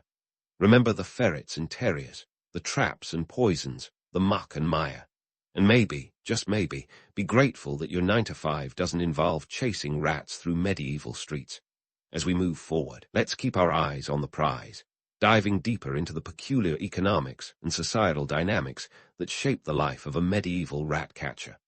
Stay tuned for more tales of grit and determination, because trust me, the story's just getting started. Speaking of grit and determination, let's delve into the nitty-gritty of being a medieval rat catcher, where every day was a roll of the dice in terms of survival. Your own, not just the rats. The hazards of the job read like a medieval health scare pamphlet. Frequent bites from rats were not just a nuisance, but a genuine health risk. These weren't your average cute lab rats. They were more like furry little hellspawn with teeth. Every nip came with a side of potential infection, as rats were essentially mobile petri dishes carrying a cocktail of diseases. Imagine this. A rat bite could lead to septicemia, a blood infection that was as pleasant as it sounds, or tetanus, which was just as nasty back then as it is now. And let's not forget the ever-present threat of the plague. Rat catchers were on the front lines, dealing with these vectors of pestilence, often without a shred of protection beyond whatever thick cloth they could wrap around their limbs. It was a gamble, and not the fun Vegas kind. Now, here's the kicker. Despite the obvious health risks, rat catchers were crucial to maintaining some semblance of public health. You'd think this would earn them a spot at the local tavern's VIP table. But no, they were often treated like walking disease vectors themselves. It's the classic paradox of being essential yet despised. Picture your neighborhood rat catcher strolling into town. Instead of applause or a free pint, they'd likely get a wide berth and a few muttered curses. This wasn't just a case of medieval folks being ungrateful. It was a reflection of the pervasive belief that diseases were divine punishment or caused by miasmas, basically bad air. The thought that tiny fleas on rats were the culprits was as foreign as a smartphone in a knight's hand. So, rat catchers, despite their role in curbing the plague, were lumped in with the filth rather than seen as defenders against it. You can't talk about the medieval rat-catching community without mentioning the camaraderie that came from shared hardship. It was a band of social misfits navigating a world that didn't quite know what to make of them. Imagine a gathering of rat-catchers at the end of a long day, exchanging stories over a pint of ale that tasted more like dishwater. Dark humor was the order of the day. After all, when you're up to your knees in muck and misery, a good laugh is as essential as a sturdy pair of boots. There's something inherently bonding about shared adversity, and rat catchers knew this all too well. They had their own little community, a ragtag bunch of individuals who embraced the absurdity of their situation. Their humor was as dark as a medieval dungeon, with jokes that would make even the local executioner wince. It was their way of coping with a job that was both necessary and thankless. And let's not sugarcoat it. The pay was barely enough to keep them afloat. The economic realities were harsh. If you managed to eke out a few pence from a day's work, you'd count yourself lucky. More often, payment came in the form of food, a loaf of bread here, a bowl of stew there. It was a hand-to-mouth existence, and the irony of working to prevent starvation while living on the brink of it wasn't lost on them. This precarious economic position made rat catchers resourceful, if nothing else. They had to be. When your income is unpredictable and your expenses don't wait, ingenuity becomes your best friend. They trade tales of the best traps, the most effective poisons, and the occasional foolproof way to avoid an angry mob when a rat population suddenly spiked. It was like a medieval version of a trade conference, minus the PowerPoint presentations. But why did people continue in such a perilous profession? Well, it's the age-old story of necessity. For many, it was rat catching or nothing. And in a world where options were as limited as a medieval diet, you took what you could get. The work was there. Someone had to do it. Better the devil you know, as they say. As we wrap up this chapter, remember that the life of a rat catcher was a series of contradictions. They were both heroes and pariahs, vital yet reviled. Their story is a testament to the resilience of those who toil in the shadows, often overlooked, but never truly forgotten. Keep this in mind as we continue exploring the unsung tales of medieval life, where every day was a new challenge and survival was the ultimate prize. Stay with us as we unravel more threads from the tapestry of history, filled with grit, humor, and the occasional rat-infested alley. And speaking of stories, let's dive into one of the most famous, the Pied Piper of Hamelin. Ah, the Pied Piper, what a colorful character. According to folklore, he was the rock star of rat catchers, a man who could make rats dance to his tune like medieval groupies. The tale goes that in 1284, Hamelin, a small town in present-day Germany, was overrun by a rat infestation so dire that the town council was at its wits' end. Enter the piper, a mysterious figure clad in multicolored garb, who promised to rid the town of its rat problem for a tidy sum. True to his word, the piper played his magical flute, leading the rats out of Hamelin to drown in the Weser River. But here's the twist. When the town refused to pay him, he retaliated by luring their children away, never to be seen again. A chilling tale, sure, but let's peel back the layers and see what's really going on. First off, it's important to note that the earliest accounts of the Pied Piper story don't even mention rats. They simply speak of a mysterious piper leading children away. The rat-catching element was added later, likely as a way to make sense of a tragic event, the loss or death of many children in Hamelin, by linking it to a more tangible cause. Now, back to the rats. The romanticized image of the piper with his magical flute is far removed from the grim reality of medieval pest control. Real rat catchers, as we've discussed, relied on traps, poisons, and ferrets rather than any kind of sorcery. There were no enchanted melodies that could compel rats to march in single file into oblivion. It was a dirty job achieved through grit and determination, not charm and charisma. So why does the legend persist? Simple, it captures the imagination. The idea of a single man with a mystical power to solve a town's problems is far more appealing than the mundane truth of laborious, unglamorous work. It's the classic case of preferring the wondrous over the workaday, a theme that echoes through history. Folklore often serves to glamorize or demonize professions that society finds unsavory or hard to comprehend. In this case, the Pied Piper myth romanticized rat-catching, transforming it into a tale of mystery and magic. But in doing so, it obscured the harsh reality faced by those who actually did the work. These rat-catchers were essential to public health, yet their contributions were overshadowed by a fictional story that painted pest control in fantastical hues. And let's not forget the darker side of the Pied Piper story, the town's failure to honor its agreement, leading to a terrible retribution. This reflects the precarious economic position of rat catchers, who were often at the mercy of those who hired them. Payment could be inconsistent, and promises were sometimes broken with impunity. In real life, this meant going hungry or scrambling to find other work to make ends meet. But beyond the myth, what does the story tell us about medieval attitudes towards pest control and public health? For one, it highlights a societal reluctance to acknowledge the essential nature of such unappealing work. The Piper's Tale is a cautionary story of negligence and consequence, Yet it also underscores the tendency to turn a blind eye to the gritty realities of pest management. Medieval towns were breeding grounds for disease, with rats at the forefront of this public health crisis. The bubonic plague was a constant spectre, and while it took time to understand the rat-flea connection, the necessity of controlling rat populations was clear. Rat catchers, therefore, were the unsung warriors against the twin threats of disease and societal decay. Yet they were rarely celebrated, their contributions buried under layers of dirt and disdain. It's fascinating how folklore can both illuminate and obscure. On one hand, it reflects the fears and hopes of the time, capturing societal anxieties in vivid detail. But on the other, it can mask the truth, replacing it with sanitized or sensationalized versions more palatable to the public. The Pied Piper story is a prime example of this duality, a legend that both highlights the perils of ignoring pest control and shrouds the true nature of the work in magical mystery. And while we're busting myths, let's address another misconception: the idea that rat catchers were somehow in league with dark forces.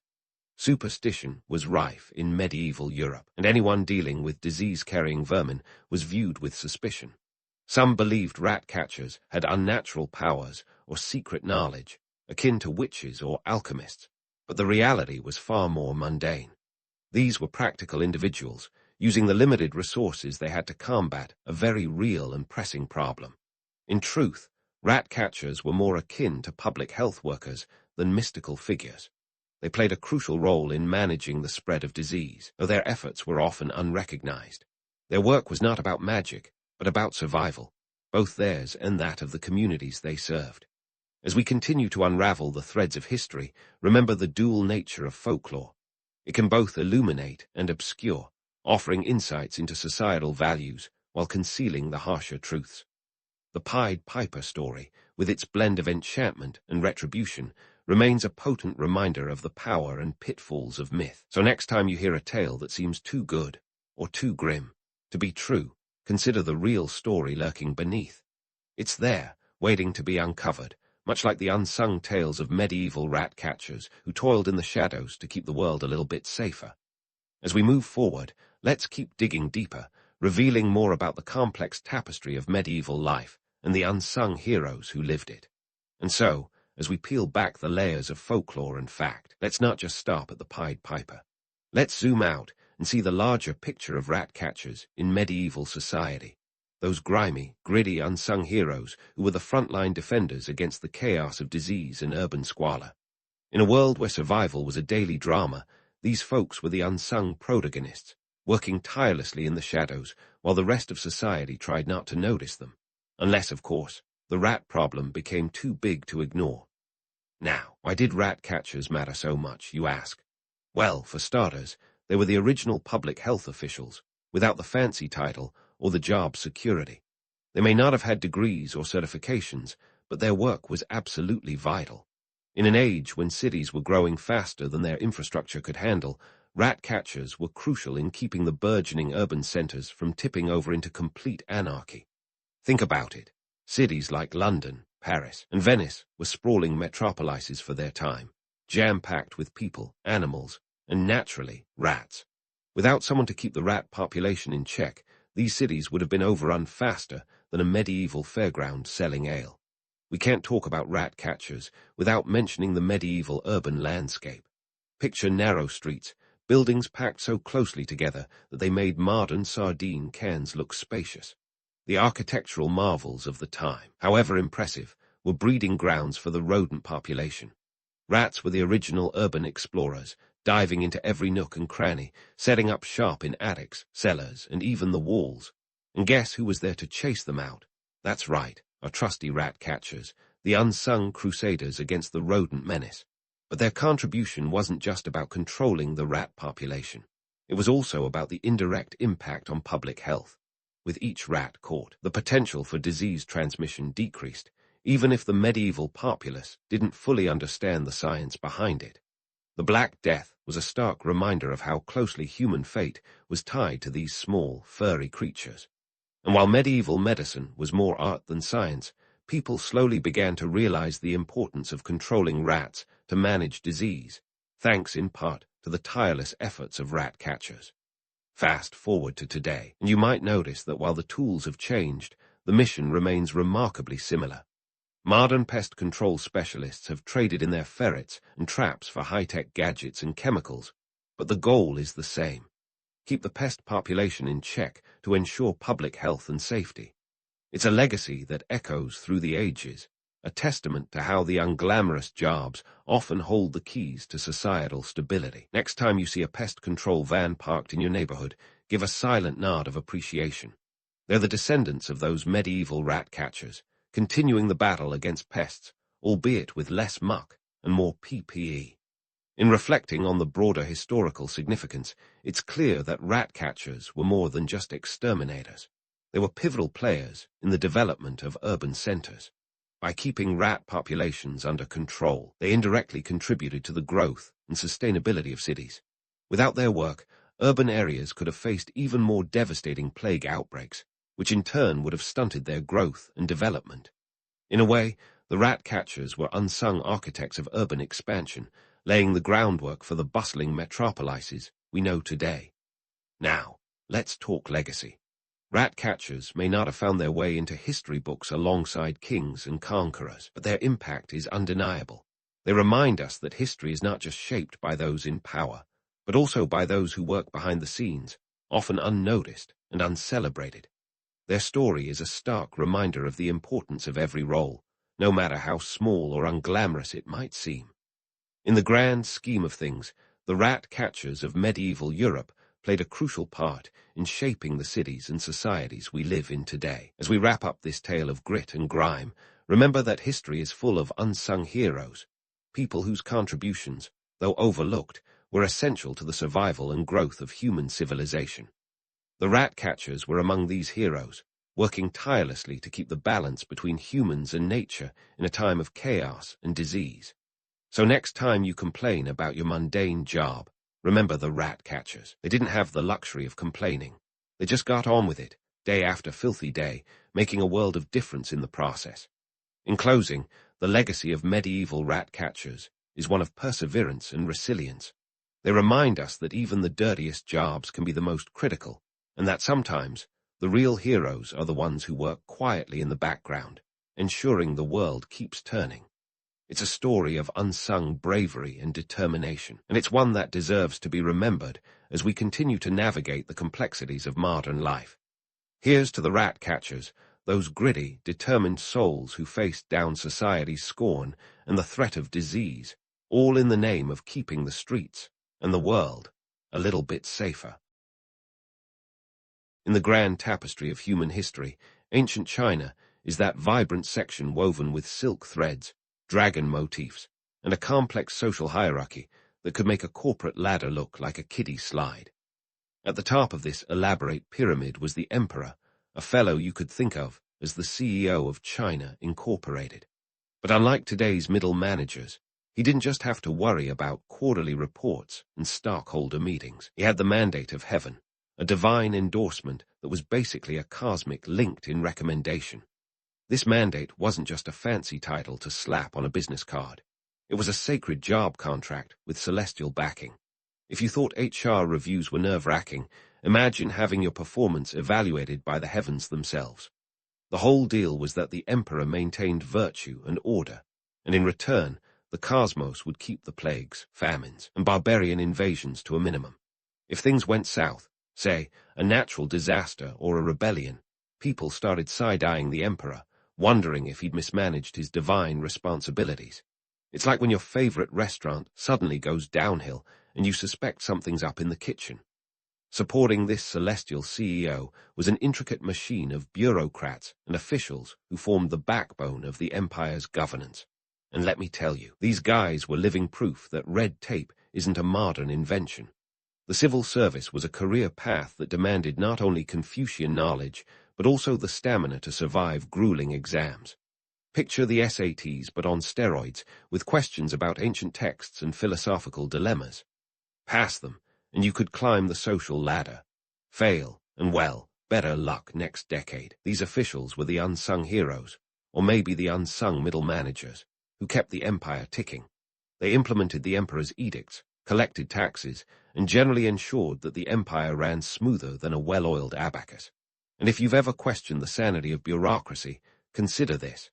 Ancient China's systems were so robust that they influenced governance structures for centuries to come. Imagine setting a bureaucratic trend that lasts for millennia. That's a legacy worth writing home about. But let's not get carried away with the romance of it all. This celestial hierarchy wasn't all silk robes and calligraphy. Beneath the polished surface lay a rigid system that kept the majority of folks in their place. The peasants, artisans, and merchants, the backbone of society, found themselves far removed from the power and privilege at the top. They were the ones tilling the fields, crafting the goods, and conducting trade, yet their lives were dictated by the whims of those above them.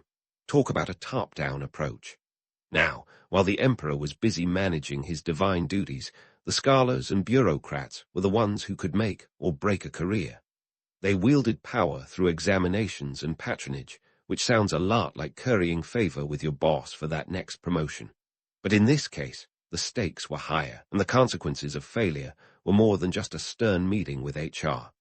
Let's not forget that the whole system was built on Confucian ideals, which stressed hierarchy, duty, and moral rectitude. In many ways, Confucius was the original management consultant, doling out advice on governance and ethics that would shape Chinese society for centuries. His teachings formed the bedrock of the civil service exams, and by extension, the entire bureaucratic machine. It's like having a playbook that everyone agrees to follow, even if it's occasionally a bit dry and heavy on the filial piety. So, while the emperor sat at the top, basking in his guard-king glow, the real work of governance was an orchestra performed by countless invisible hands. And as much as we might chuckle at the idea of divine mandates and celestial reviews, the truth is that the system worked, at least until it didn't. When things went awry, it was back to the cosmic drawing board, with dynasties rising and falling like the tides. In the end, the social hierarchy of ancient China was a grand, complex dance of power, duty, and divine intervention, all set against the backdrop of one of history's most enduring civilizations. It was a world where the stars dictated the fates of men, and where the dreams of emperors were written in the ink of celestial contracts. And while we might not envy their rigid hierarchies or occasional plagues, there's something undeniably fascinating about a society that dared to link its fate with the cosmos. Now, let's shimmy down the social ladder from the emperor's divine perch to the aristocrats and scholars, the original influencers of ancient China. These folks were the ones living the sweet life long before Instagram made flaunting your privilege a pastime. With Confucian ideals as their guiding light, they had more clout than any modern social media guru could dream of. Think of them as the VIPs in the ancient Chinese club, where the velvet rope was made of silk and ancient scrolls, and the bouncer was Confucius himself.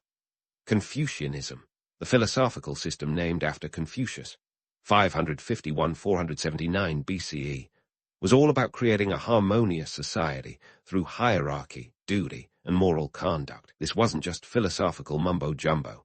These ideas were baked into the very DNA of the social system. The scholars, or shi, were at the heart of this ideology. They were tasked with keeping the moral compass of society pointing due north, ensuring everything ticked along according to those timeless teachings. Picture them as moral navigators, steering the ship of state with a steady hand and a well-thumbed copy of the Analects. But let's not sugarcoat it. This wasn't some meritocratic utopia where the best and brightest rose to the top solely on the wings of their talent. Oh no, this was ancient China, where connections and family ties often counted for more than personal aptitude. Sure, the civil service exams were the golden ticket to a life of luxury, but getting your foot in the door required more than just brains. It was about knowing the right people, and sometimes making sure the right palms were greased. So, while Confucian ideals preached merit, the reality was often more about who you knew than what you knew. Sound familiar? These civil service exams were the stuff of dreams and nightmares. Imagine a college entrance exam that could catapult you into a life of privilege or leave you languishing in obscurity. Candidates were tested on their knowledge of Confucian classics, poetry, and policy, with the ultimate goal of securing a coveted position in the imperial bureaucracy. It was the original high-stakes test, and the pressure was immense. The exams were held in massive halls, with thousands of candidates crammed into tiny cubicles, scribbling away by candlelight. The pass rate, a puny 1%. That's right, 99 out of 100 hopefuls went home empty-handed. Talk about a tough crowd. For those lucky enough to pass, the rewards were substantial. A position in the bureaucracy brought not only prestige and power, but also a healthy salary and the chance to rub shoulders with the empire's elite. You get to wear the finest silk robes, live in grand houses, and enjoy the best of what the empire had to offer. In a society where status was everything, this was hitting the jackpot. But let's dig deeper into this notion of meritocracy. The civil service exams were supposed to level the playing field, but the reality was that the system often favored the wealthy and well-connected. After all, it was the rich who could afford the best education, the most skilled tutors, and the time to study. For the common folk, dreaming of joining the bureaucracy was like dreaming of winning the lottery, possible but highly improbable. And even within the bureaucracy, connections mattered. It's not what you knew, but who your father knew that often determined your career trajectory. This brings us to the Confucian ideal of hierarchy. The scholars and aristocrats were the custodians of culture and morality, the glue that held society together.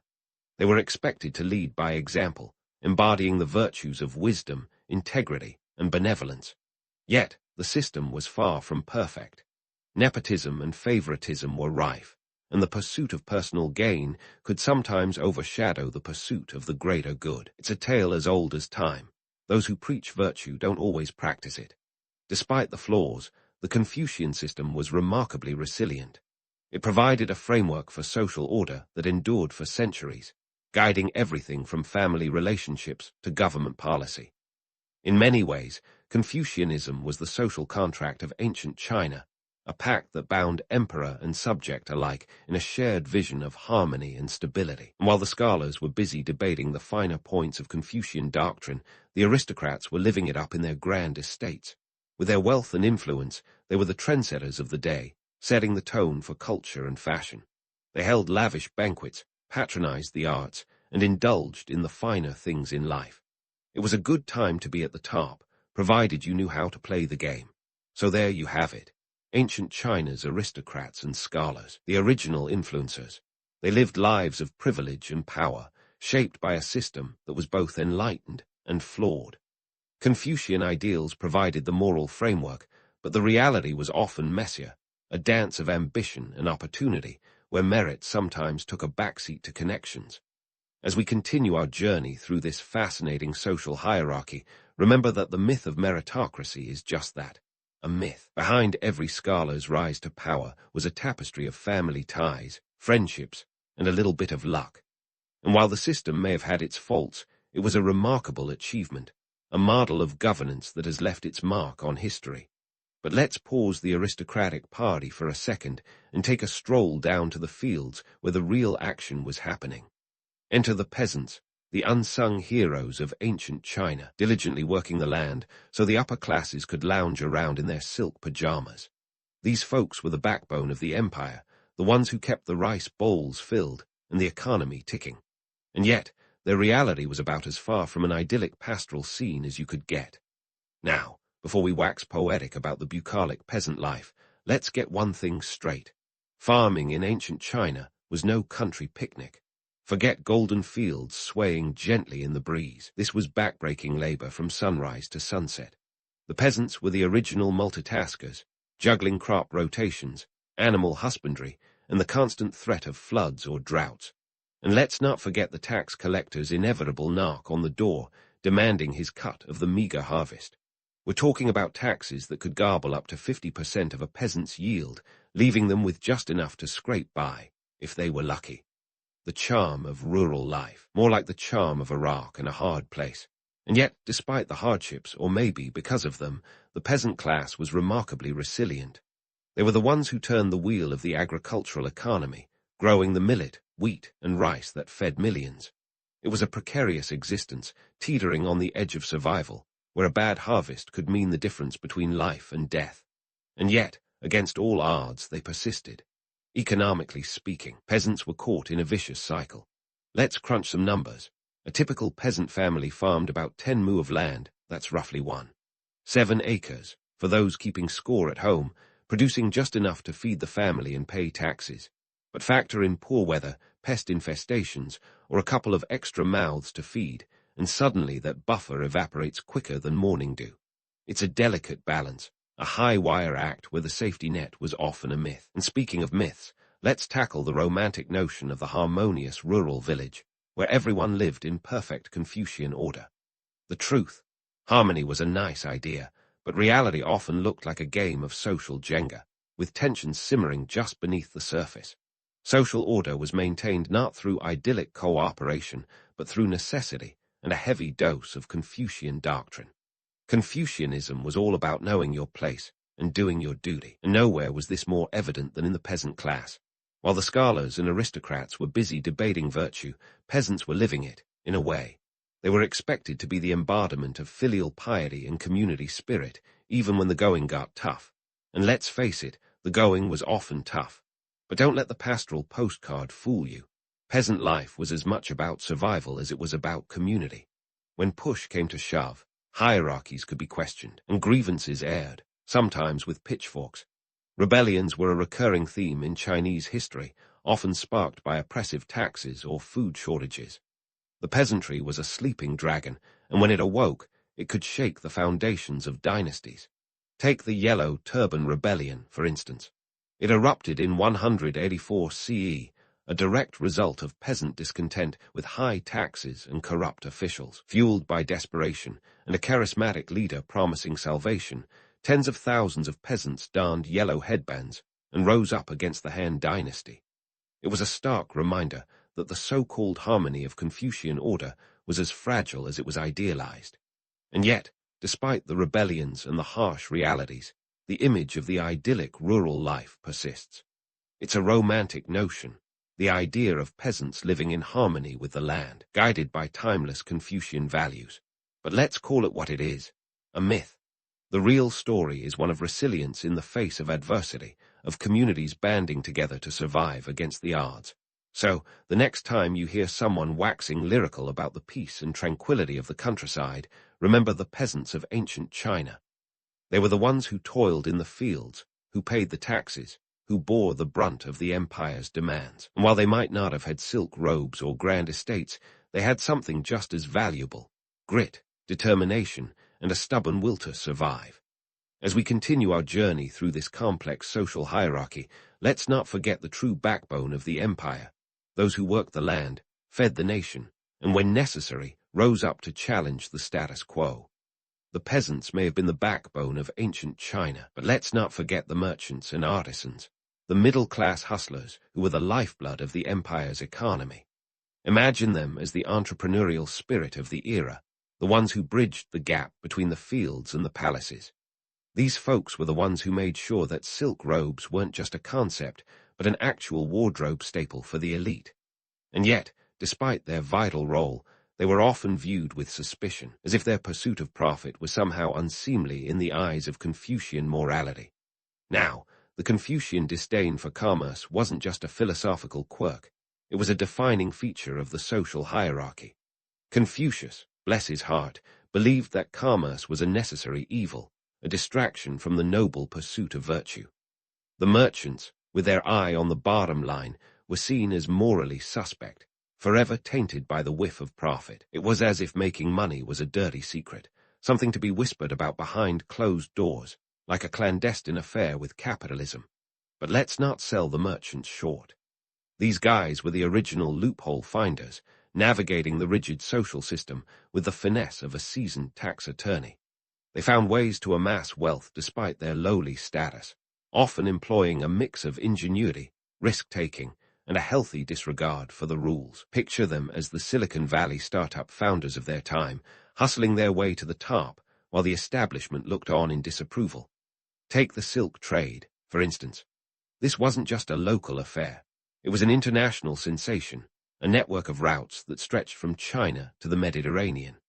The Silk Road was the original global marketplace, a buzzing corridor of commerce that connected East and West long before globalization became a buzzword. Merchants played a crucial role in this cross-cultural exchange, transporting not just silk, but also spices, precious metals, and ideas.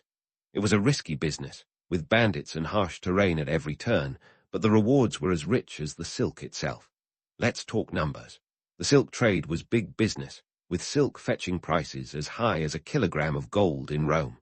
That's right. Roman fashionistas were willing to pay top dollar for the latest Chinese silk, proving that the pursuit of style is a tale as old as time. Meanwhile, Chinese merchants were reaping the benefits, accumulating wealth that could rival the aristocrats. It was a classic case of supply and demand, the backbone of any thriving economy. But it wasn't just about silk. Artisans were the unsung innovators, crafting everything from delicate porcelain to groundbreaking technology. These were the folks who gave us paper and gunpowder, inventions that would change the course of history. They were the original mad scientists, toiling away in their workshops, pushing the boundaries of what was possible. And yet, like the merchants, they were often relegated to the fringes of respectability, their contributions overshadowed by the scholarly pursuits of the elite. Consider the invention of paper, a game-changer if ever there was one. Introduced during the Han Dynasty around 105 CE by Kai Lun, a eunuch at the imperial court, paper revolutionized communication, making it possible to disseminate knowledge on an unprecedented scale. It was the social media of its day, an innovation that allowed ideas to spread faster than a rumor at a royal banquet. And yet, the artisans who perfected the craft remained in the shadows, their achievements taken for granted by those who benefited from them. The same goes for gunpowder, another Chinese invention that would eventually alter the course of warfare. Initially used for fireworks, it wasn't long before the military potential of gunpowder became apparent. Artisans and alchemists experimented with different formulas, creating weapons that would change the dynamics of power and conflict. Yet, despite their ingenuity, these inventors were often seen as mere craftsmen, their contributions overshadowed by the grand narratives of emperors and scholars. This is where the myth-busting comes in. The romantic image of the merchant or artisan as a crafty outsider, pulling the strings from behind the scenes, has a certain allure. But the reality was more complex. Yes, they found ways to succeed, but they did so within a system that often viewed them with suspicion. They were the economic engine of the empire, yet they operated under the constant scrutiny of a society that valued moral rectitude over material gain. And let's not forget the politics. Merchants and artisans often had to navigate a web of bureaucracy and regulation, their success contingent on their ability to play the game. Bribes and backdoor deals were sometimes necessary to grease the wheels of commerce, a reality that hasn't changed much in a few thousand years. It's the age-old dance of power and profit, a tango as intricate as any Confucian ritual. Despite the challenges, the contributions of merchants and artisans were immense. They were the ones who kept the economy vibrant, who ensured that the wheels of commerce turned smoothly. Their innovations enriched not just their own coffers, but the empire as a whole, paving the way for future advancements in science, technology, and culture. They were the unsung heroes of economic progress, the ones who laid the groundwork for a more interconnected world. So, while the scholars and aristocrats debated the finer points of virtue and hierarchy, the merchants and artisans were busy changing the world, one silk thread and porcelain vase at a time. They were the true trailblazers, the ones who dared to defy convention and carve out their own niche in a society that often underestimated them. And in doing so, they left a legacy that endures to this day, a testament to the power of innovation and the indomitable spirit of the human hustle. As we journey through the social hierarchy of ancient China, let's remember the merchants and artisans, the middle-class mavericks who dared to dream big.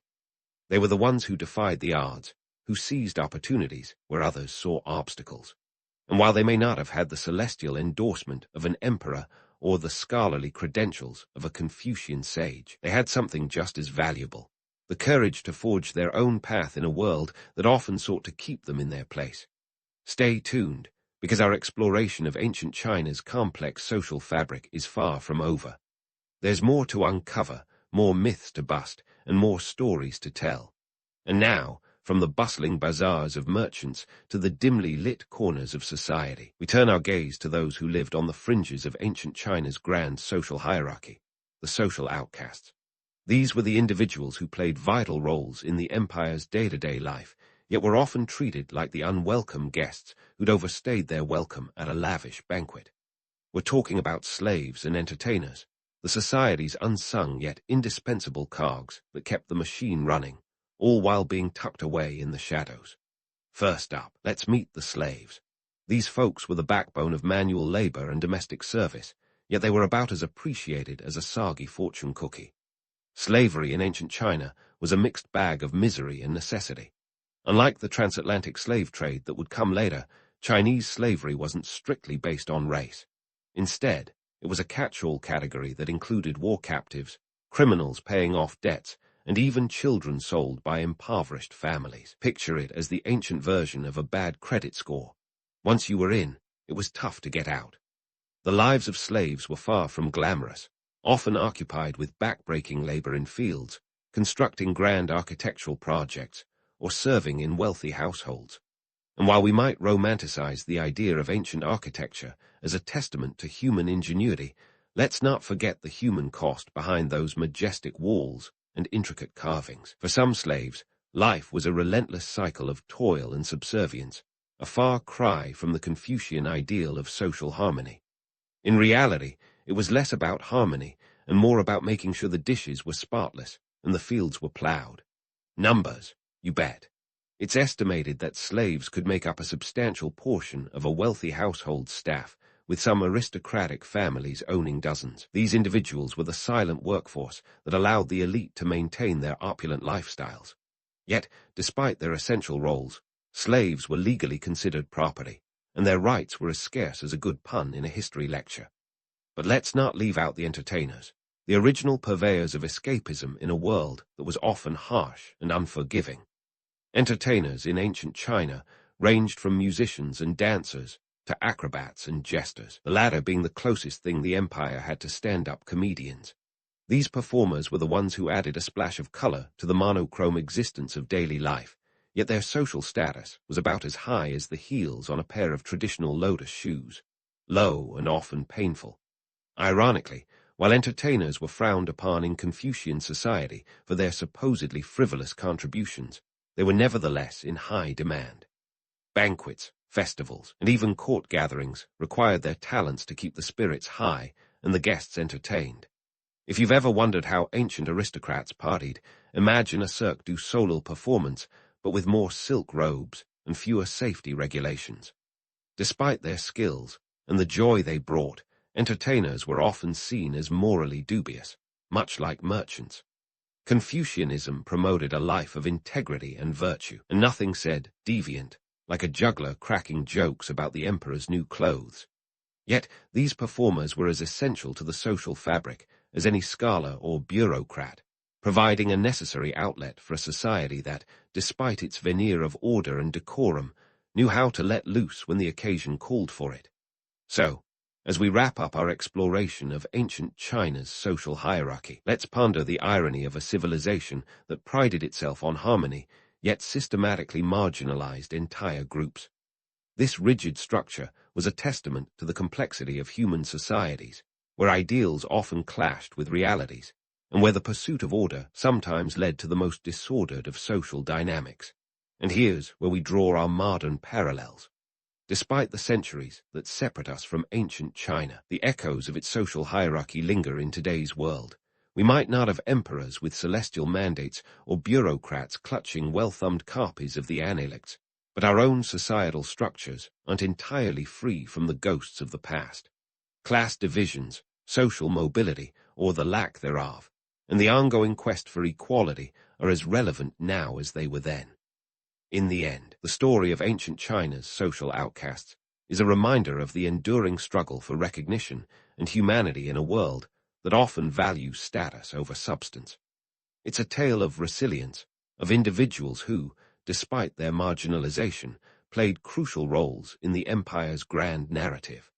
And as we continue to navigate our own complex social landscapes, perhaps there's a lesson to be learned from those who lived on the fringes, that no matter where we stand on the social ladder, our contributions are part of a larger tapestry, one that will continue weaving for generations to come. So, as you drift off to sleep with visions of silk-robed emperors and bustling markets, remember this. History is more than just dates and dynasties. It's a story of people, of their dreams and struggles, of the harmony they sought and the discord they endured. And in that story, the outcasts, the hustlers, and the dreamers all have their parts to play. Sweet dreams, fellow history buff, and may your own quest for knowledge be as rich and rewarding as the tales of old. In the grand tapestry of history, Akhenaten is that one thread that feels like it's woven in the wrong pattern, yet somehow makes the fabric all the more intriguing. Picture a man who decided to throw a cosmic wrench into the gears of ancient Egyptian tradition, reigning from 1353 to 1336 BCE. This wasn't just any pharaoh either. Akhenaten, previously known as Amenhotep IV, was a guy who looked out over a millennium of polytheistic devotion and said, "Nah, I think I'll hit the reset button." Now, this wasn't a casual decision over morning coffee. Akhenaten took the daring step to shift Egypt's spiritual focus to Aten, the sun disk. Imagine the audacity. A civilization with gods as numerous as they were colorful, and this guy decides, let's simplify. It's like walking into a room full of pizza aficionados and insisting that pineapple isn't just an option, but the only topping allowed. He didn't just suggest this change. He enforced it with the zeal of a man who just discovered kale and wanted everyone else on board. Temples to Ammon and other gods were shut down or repurposed, their priests suddenly out of a job. The economy took a hit, like when your favorite show gets cancelled and you're left wondering what to do on Tuesday nights. The priesthood, which had enjoyed significant power and wealth, was now sidelined, and their influence transferred to a centralized, sun-worshipping cult. This wasn't just a religious shift, it was a socio-political earthquake. Akhenaten's spiritual revolution wasn't content with just changing the gods' roster. He wanted a whole new venue. Enter Akhenaten, a city built from scratch, dedicated to Aten. This wasn't a quaint little village either. The city sprawled over 8 miles along the Nile. He must have pulled off the ancient equivalent of a crowdfunding campaign because the city rose in a mere few years. It was a massive undertaking, with thousands of workers laboring under the unforgiving Egyptian sun.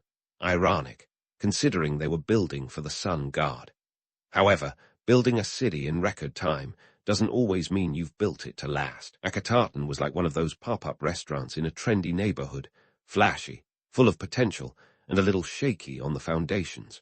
The sustainability of this hastily constructed hub was, shall we say, questionable. But Akhenaten was not a man who concerned himself with details like long-term planning.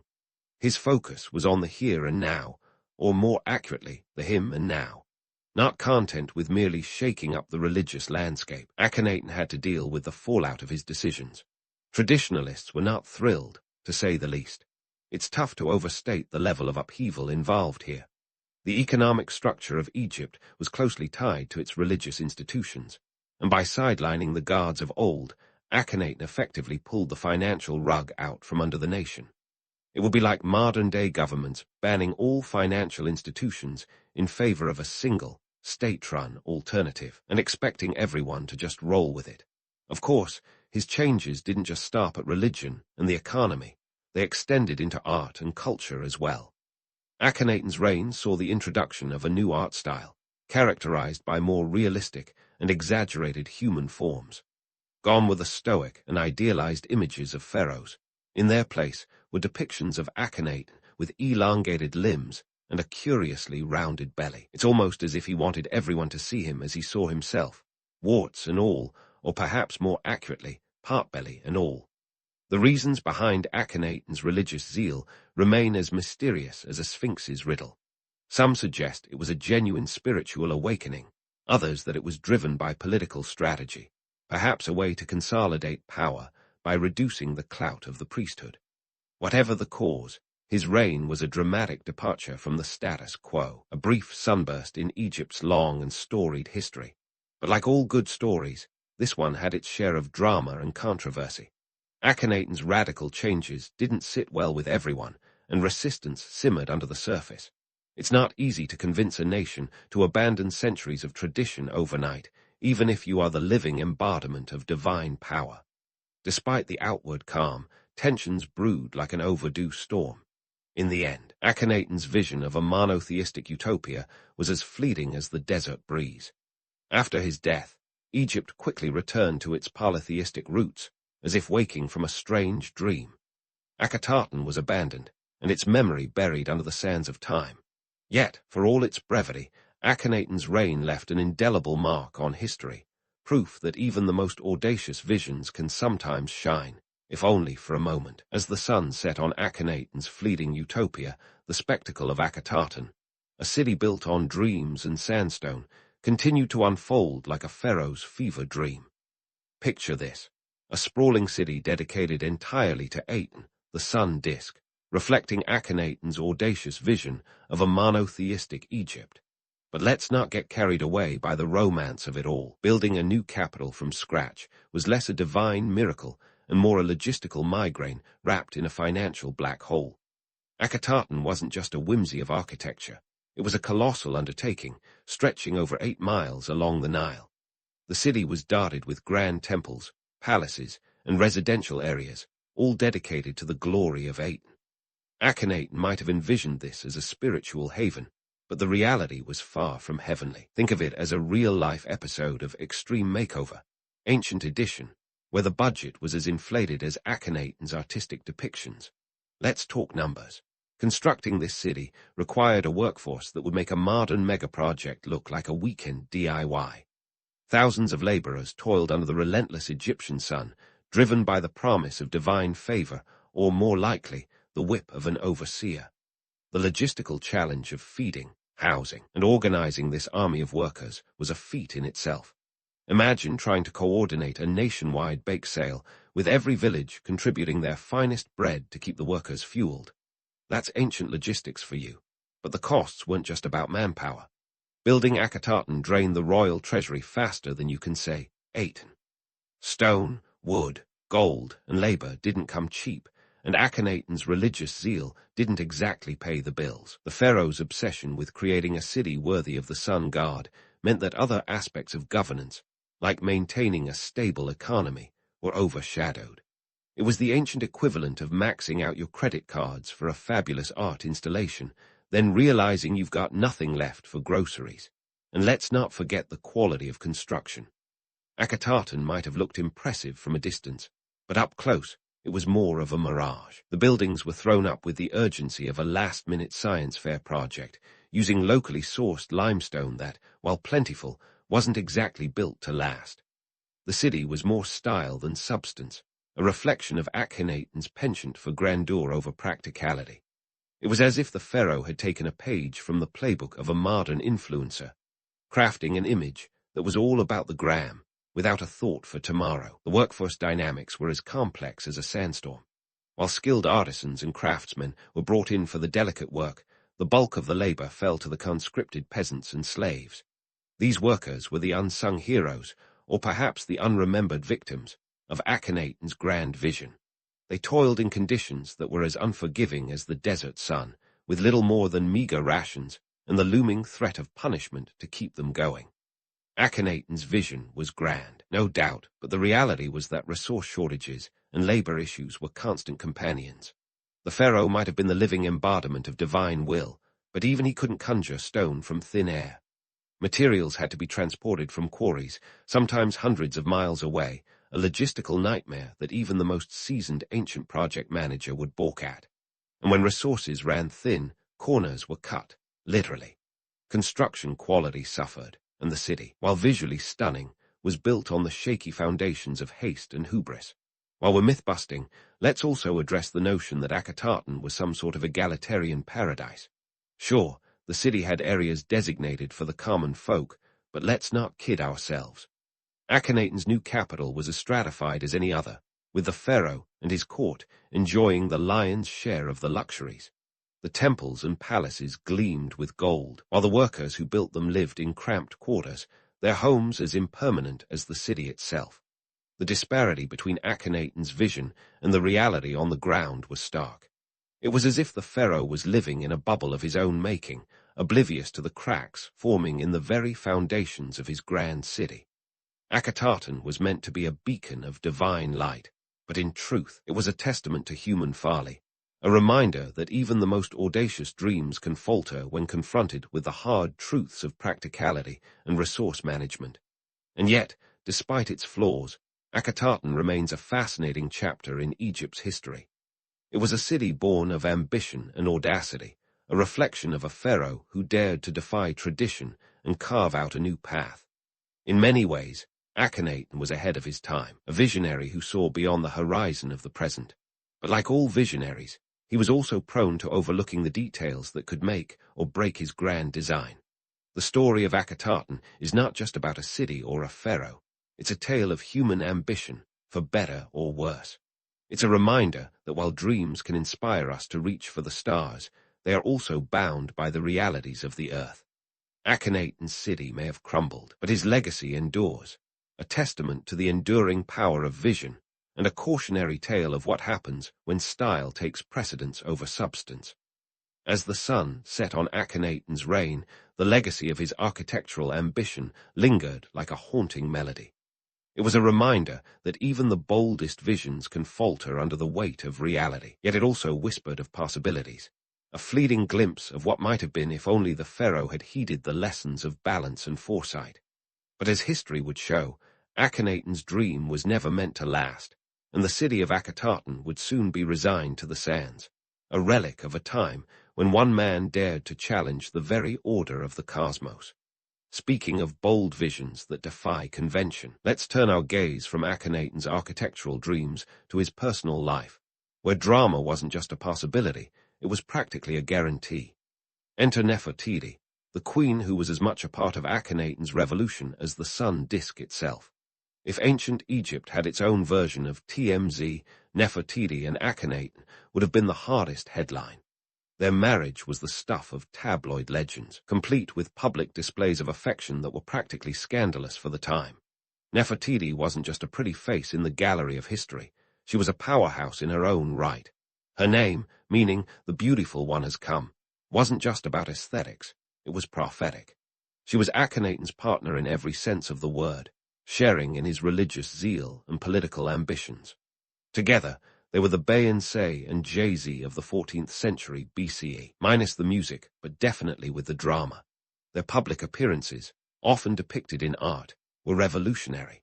Traditional Egyptian art was all about rigid formality, with pharaohs and queens portrayed in stoic, godlike poses. But Akhenaten and Nefertiti flipped the script. They were often shown in intimate settings with their children, lounging under the gaze of Aten's rays, in a style that would make a modern-day family photo album look tame. This wasn't just a departure from the norm. It was a seismic shift in how royalty was perceived. And let's not forget their infamous smooch on the temple walls. Yes, you heard it right. In a conservative society where pharaohs were typically depicted as distant demigods, these two were shown in affectionate poses, much like a couple sharing a PDA moment at a coffee shop. It was both shocking and humanizing, an artistic statement that screamed, "Hey, we're just like you only, divine." But before we get too caught up in the romance of it all, let's peel back the layers of this ancient power couple. The art depicting them wasn't just about capturing a Kodak moment, it was political. By showing themselves as loving, relatable figures, Akhenaten and Nefertiti were redefining the relationship between the ruler and the ruled. It was a strategic move, a way to cultivate loyalty among the people at a time when their radical reforms weren't exactly winning popularity contests. Now, about those artistic depictions, let's call them what they were: stylized exaggerations with a dash of realism.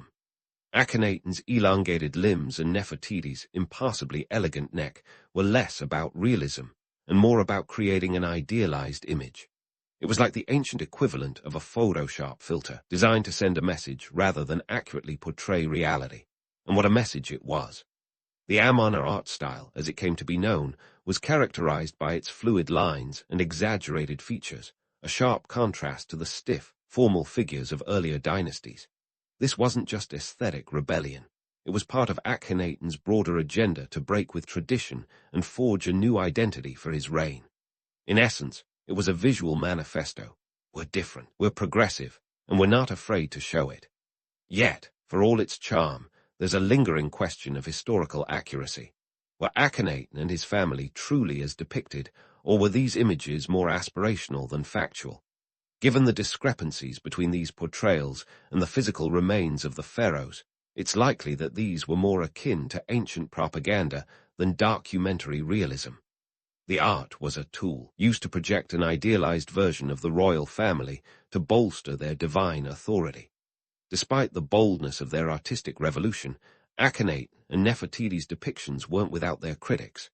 To some, the exaggerated features seemed to border on caricature, raising eyebrows and perhaps even a few snickers among their contemporaries.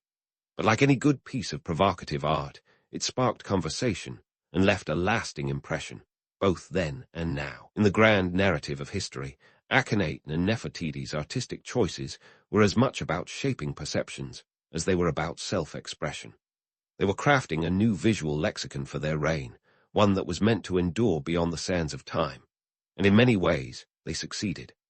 The Amarna style remains one of the most recognizable and discussed periods of Egyptian art, a testament to the enduring power of a good visual rebrand. As we explore Akhenaten's personal life, it becomes clear that his reign wasn't just about religious upheaval or architectural ambition. It was also a deeply personal endeavor, played out on the intimate stage of family life, and captured in the art that still fascinates us today. Yet, for all its innovation, Akhenaten's legacy was as fragile as the sandstone of Akhenaten, subject to the shifting winds of history and the relentless march of time. So, as we leave behind the vibrant, if fleeting, world of Akhenaten and Nefertiti, remember, history isn't just about the grand monuments or the sweeping reforms. It's also about the people who dared to defy convention, to challenge the status quo, and to leave their mark, warts, elongated limbs, and all, on the tapestry of time. And as we transition to the next chapter in this saga, keep in mind that the story of Akhenaten's reign isn't over yet. There are more twists and turns to come, with lessons that resonate far beyond the boundaries of ancient Egypt. Stay tuned, because we're just getting warmed up. The story of Akhenaten is a reminder that history is often as unpredictable as the people who make it, and sometimes the most enduring legacies are those that dared to color outside the lines. As we pivot from Akhenaten's audacious artistic rebrand and domestic dramas to the political stage, let's just say the pharaoh's foreign policy was about as proactive as a cat in a sunbeam, content, indifferent, and blissfully unaware of the chaos brewing beyond the comfort of his sun-drenched palace. Welcome to the world of the Amarna letters, a treasure trove of baked mud tablets that serve as the ancient equivalent of diplomatic emails. Discovered in the late 19th century, these letters are a testament to the global gossip of the Bronze Age, a time when reply all came with its own set of chisel-related challenges. From these correspondences, we learn that Akhenaten's approach to international relations was about as dynamic as a sunbathing lizard. While Akhenaten was busy orchestrating a religious revolution at home, the geopolitical theater beyond Egypt's borders was more Game of Thrones than peaceful sun worship. Neighboring kingdoms like the Hittites, Assyrians, and Mitanni were playing a high-stakes game of risk, and Egypt's once mighty influence was starting to look like a fading Instagram influencer. A lot of past glory, not much current clout. So, how did Akhenaten respond to this brewing storm? With the kind of aloof detachment that would make a Zen master proud, while the rulers of neighboring empires were sending him diplomatically worded SOS signals. Akhenaten seemed more interested in writing hymns to Aten. Imagine a world leader today getting urgent texts about an impending economic collapse and responding with a selfie and a haiku. The Amarna letters reveal a fascinating mix of flattery, frustration, and outright pleading from foreign dignitaries. Take, for instance, the correspondence from Ribhada, the beleaguered ruler of Byblos, who was practically begging for military aid against encroaching enemies. His desperate tone reads like an ancient Yelp review gone wrong. Help, 1 star, would not recommend abandonment.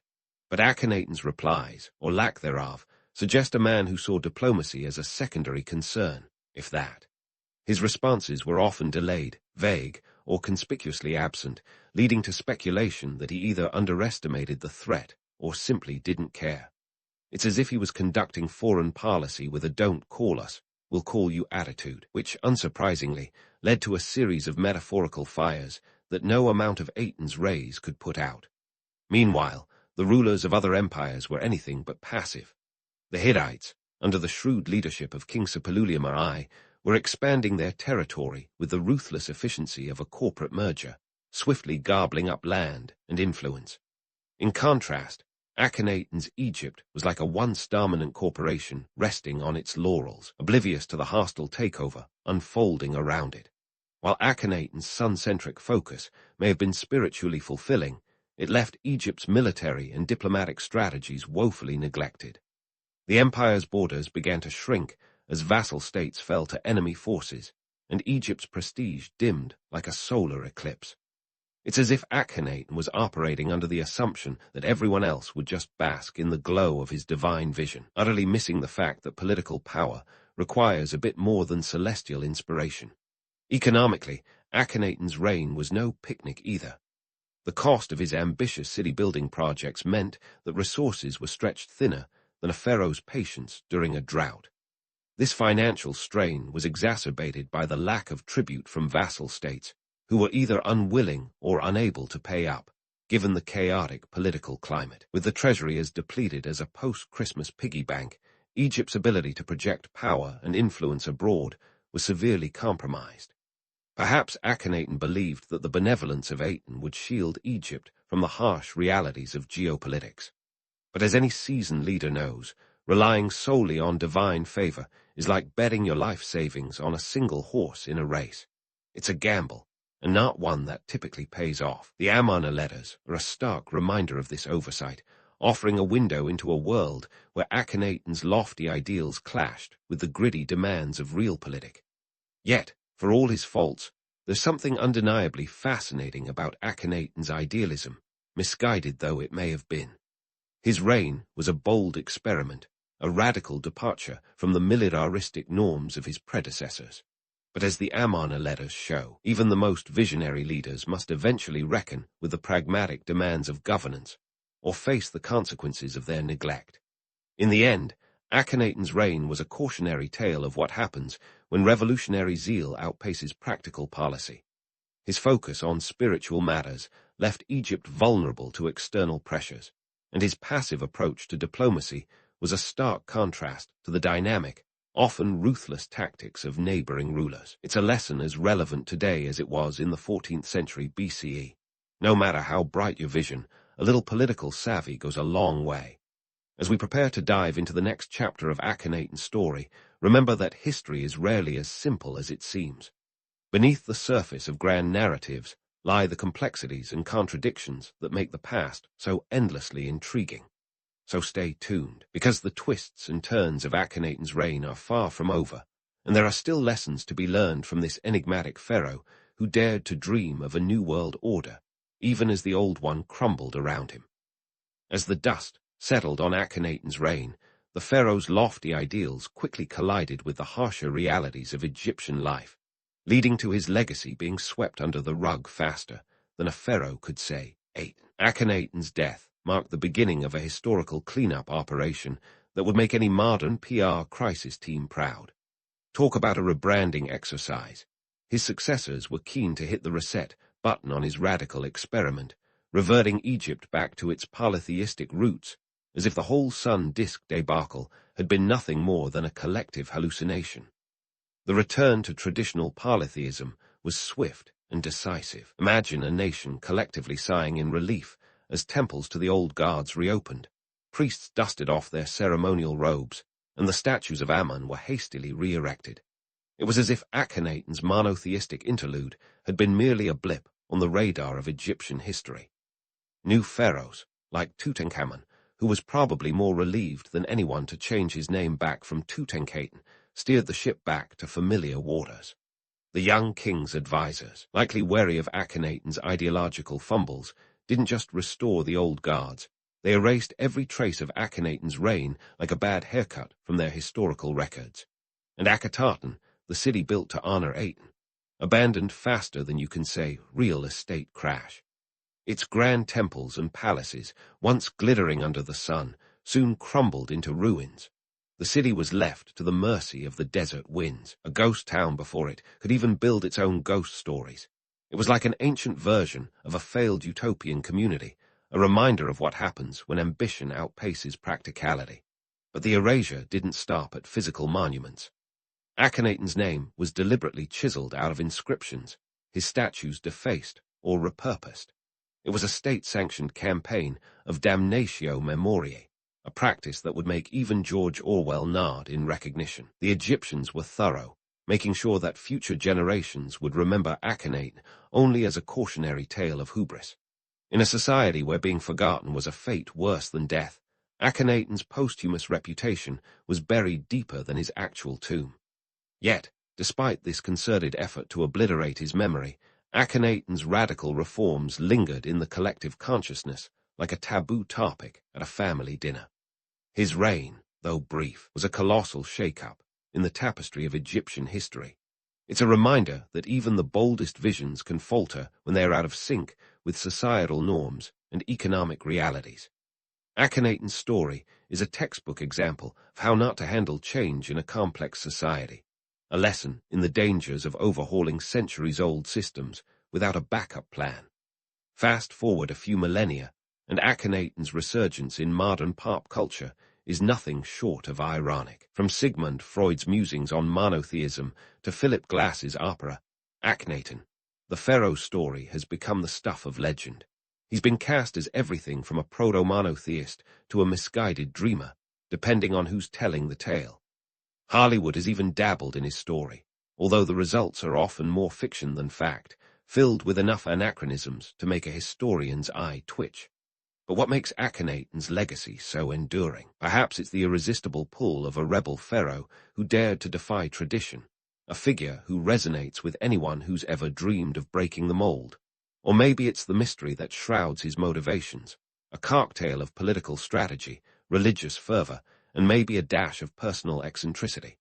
Whatever the reason, Akhenaten's reign continues to fascinate, a testament to the enduring power of a narrative that challenges the status quo. In the end, Akhenaten's story is not just about the rise and fall of a radical pharaoh. It's a reminder of the complexities of leadership and the delicate balance between innovation and tradition. His legacy, like a double-edged sword, serves both as an inspiration for those who dare to dream differently and a cautionary tale for those who underestimate the inertia of deeply ingrained systems. So, as we wrap up this historical saga, let's leave with this thought.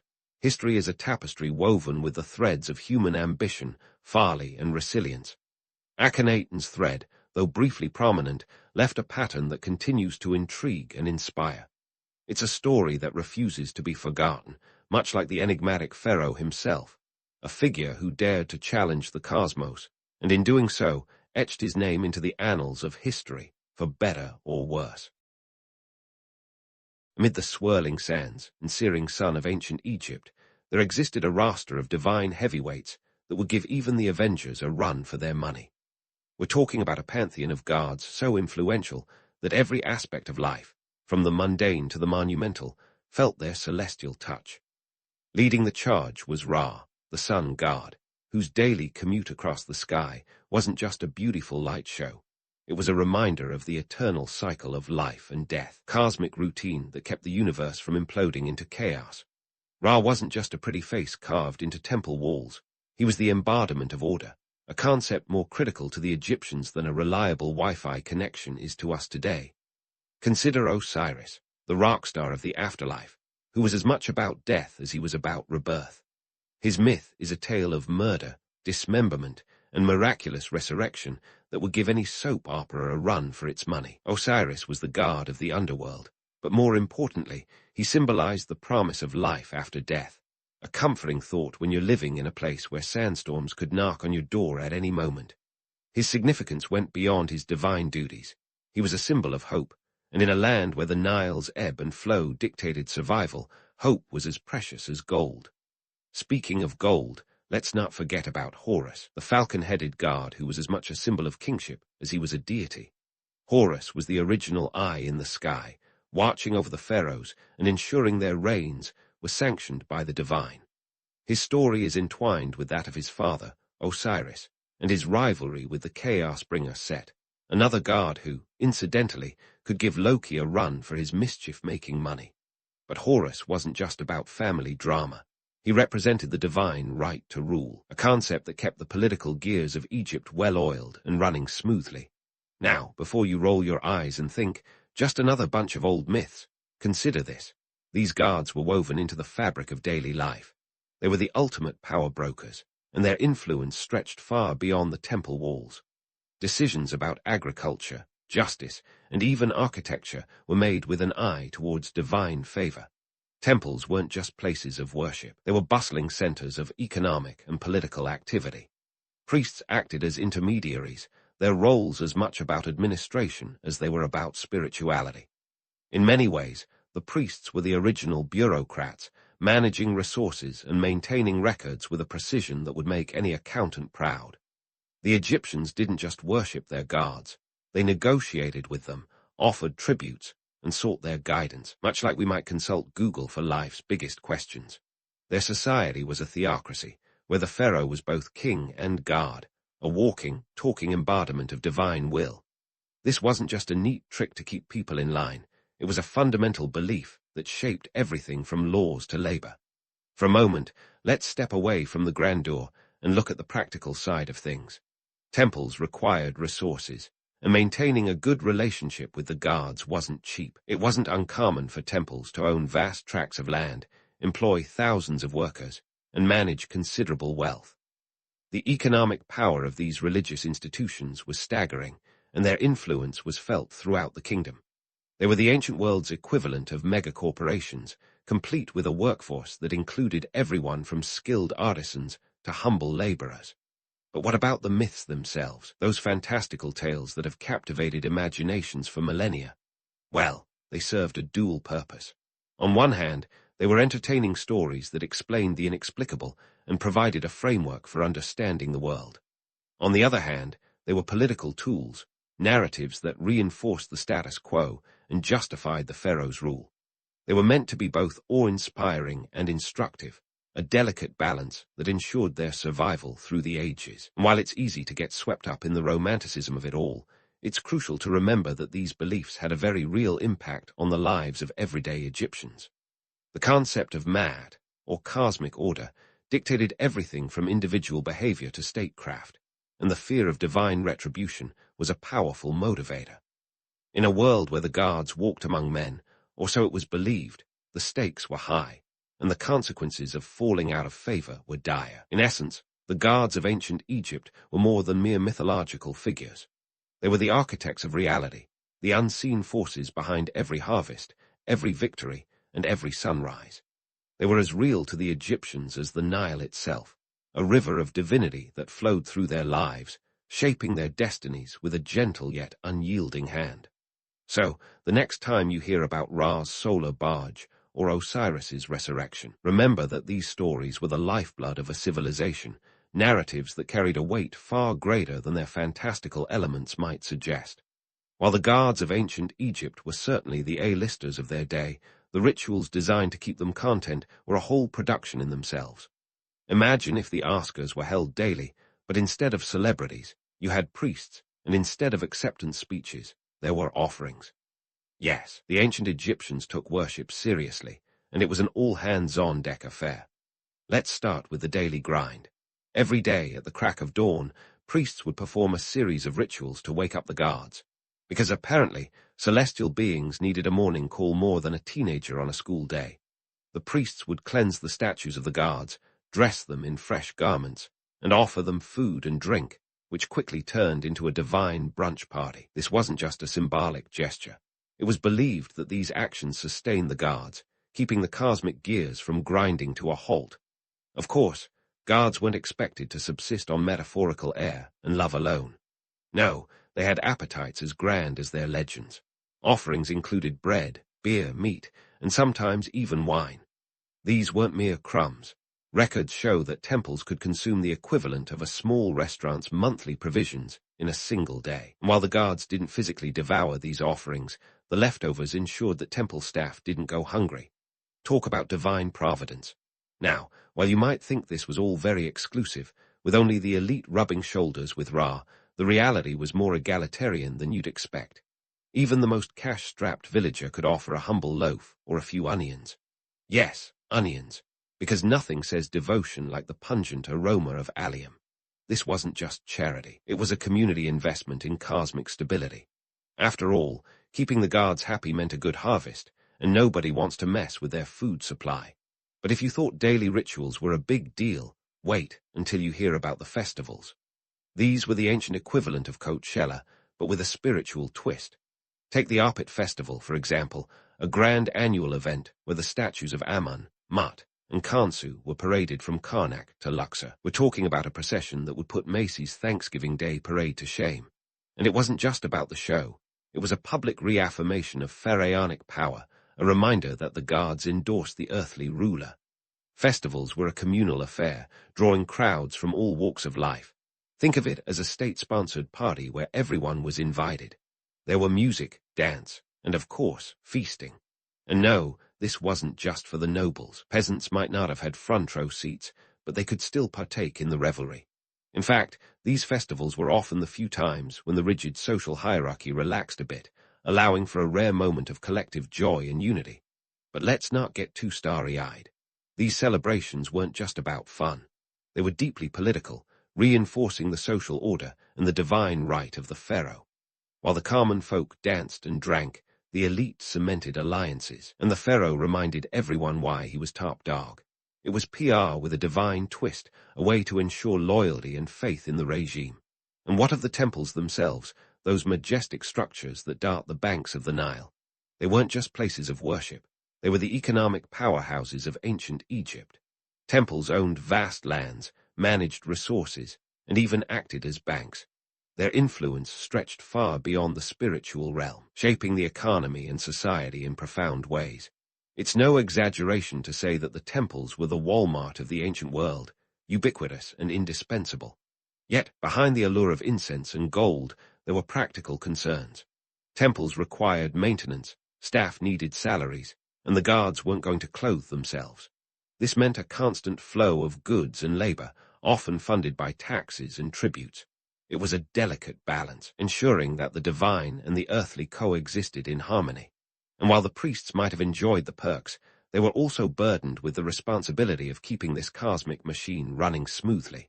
So, while it's tempting to see ancient Egyptian religious practices through rose-colored glasses, it's crucial to remember the gritty realities.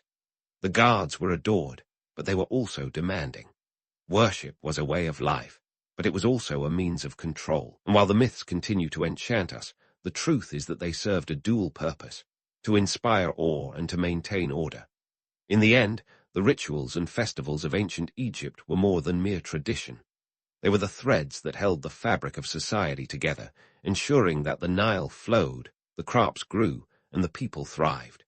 They were a testament to humanity's enduring quest for meaning, a reflection of our hopes and fears, and a reminder that, for all our technological advances, some things never change.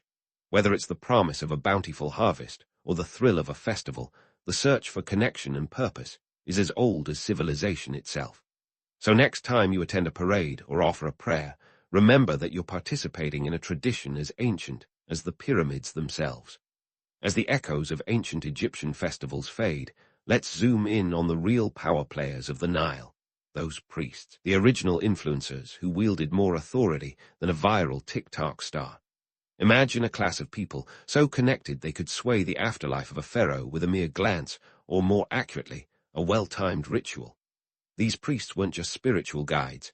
They were the puppet masters behind the curtains, orchestrating the divine drama with precision and flair. Now, you might think of priests as austere, robe-wearing ascetics, living on bread and water. But in ancient Egypt, they were more like the CEOs of a divine corporation, living tax-free and wielding political clout that could put modern lobbyists to shame. Their day-to-day lives were a mix of mundane duties and high-stakes negotiations with the gods, a balancing act that required both piety and pragmatism. Every morning, after waking the gods with rituals more elaborate than an influencer's skincare routine, these priests set about managing the temple's vast resources. Temples owned up to 30% of Egypt's arable land, and managing this wealth was no small feat. But here's the kicker. These priests didn't just get their hands dirty with grain and gold. They also played a pivotal role in the political theater of ancient Egypt. Picture this. A priest could make or break a pharaoh's legitimacy, as they were the ones who performed the all-important rituals that affirmed the pharaoh's divine right to rule. If a pharaoh fell out of favor with the priesthood, his reign could face divine technical difficulties, and no amount of royal decree could fix that. In fact, some historians suggest that the priesthood's support, or lack thereof, played a key role in the rise and fall of certain dynasties. Now, let's talk economics. The priests didn't just hoard wealth, they circulated it. Temples were economic powerhouses, akin to Wall Street, but with more incense and fewer spreadsheets. They managed extensive trade networks, negotiated with foreign lands, and employed thousands of workers. This economic muscle meant that priests could sway political decisions, ensuring that temple interests were always at the forefront of state policy. It's like having a seat at the board meeting where the agenda was both mundane and metaphysical. Of course, this immense power didn't come without its challenges. Priests had to maintain a delicate balance between appeasing the gods and keeping the pharaoh happy. Too much favor in one direction could lead to political instability, and nobody wanted that. After all, a nation divided was as bad for business as a Nile flood that washed away half the crops. Priests had to be shrewd negotiators, adept at reading both celestial and earthly signs, ensuring that the cosmic and the corporeal remained in harmony. But what about when the gods seemed to have other ideas? Nature is a fickle friend, and when the Nile's floods were too high or too low, priests often found themselves in the heart seat.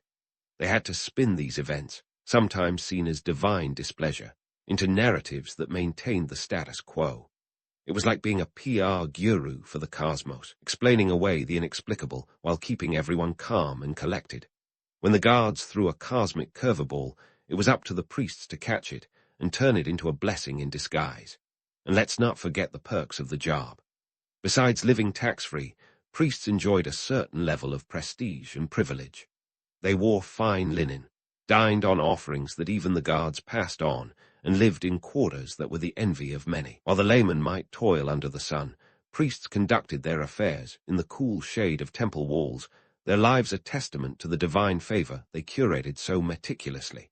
Yet, beneath the surface of this seemingly idyllic existence lay the ceaseless hum of political intrigue.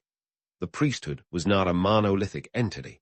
It was a complex web of interests and factions, each vying for influence. Internal power struggles were not uncommon, and a savvy priest had to navigate these waters with the skill of a diplomat and the cunning of a strategist. It was a soap opera of spiritual proportions, with alliances made and broken, all in the shadow of the gods. The priests of ancient Egypt weren't merely caretakers of sacred spaces. They were the architects of the divine narrative, ensuring that the gods' favor fell where it was most needed and most beneficial, were the unseen hand that guided the nation through good harvests and bad, through peace and conflict. In their hands, the spiritual became tangible, a force that shaped the destiny of a civilization in ways both profound and practical. So, while it's easy to dismiss these ancient figures as relics of a bygone era, it's crucial to appreciate their role as the linchpins of Egyptian society. They were the original influencers, crafting a divine narrative that echoed through the ages, a testament to the enduring power of belief and the human desire to understand the world. As we pull back the curtain on their lives, we find a tapestry woven with threads of power, faith, and intrigue, a story as compelling as any myth, yet firmly rooted in the reality of human history. And speaking of the tapestry of intrigue, let's unravel the economic threads that ran through the temples of ancient Egypt. Temples weren't just sacred spaces. They were the beating heart of the economy, a blend of spirituality and commerce that would make even the most seasoned Wall Street broker envious. Just as priests were the puppet masters of divine favor, temples were the vaults of Egyptian wealth. And believe me, they weren't just hoarding it under a giant mattress. First off, let's follow the money trail. When you think of temple donations, don't just picture a few coins tossed into a plate. We're talking about substantial contributions, land, livestock, and even human labor. These were the donations that kept the gods in style and the temples flush with resources. At their peak, some temples owned up to a third of all arable land in Egypt. That's a whole lot of wheat and barley, folks. And with land came power. Temples could lease these lands, collect taxes, and reinvest the profits, turning them into economic juggernauts that could rival the royal treasury. And it wasn't just the fields that fattened the temple coffers. The Nile, that life-giving artery of Egypt, played a part too. Temples managed fisheries, collected papyrus, and even engaged in trade, exchanging goods with distant lands like Nubia and Punt. It's almost like they had their own stock exchange, complete with a diversified portfolio that would make any financial advisor nod in approval. Now, let's not forget the human touch. The temples were bustling hubs of activity, employing thousands of people, from scribes and artisans to farmers and laborers.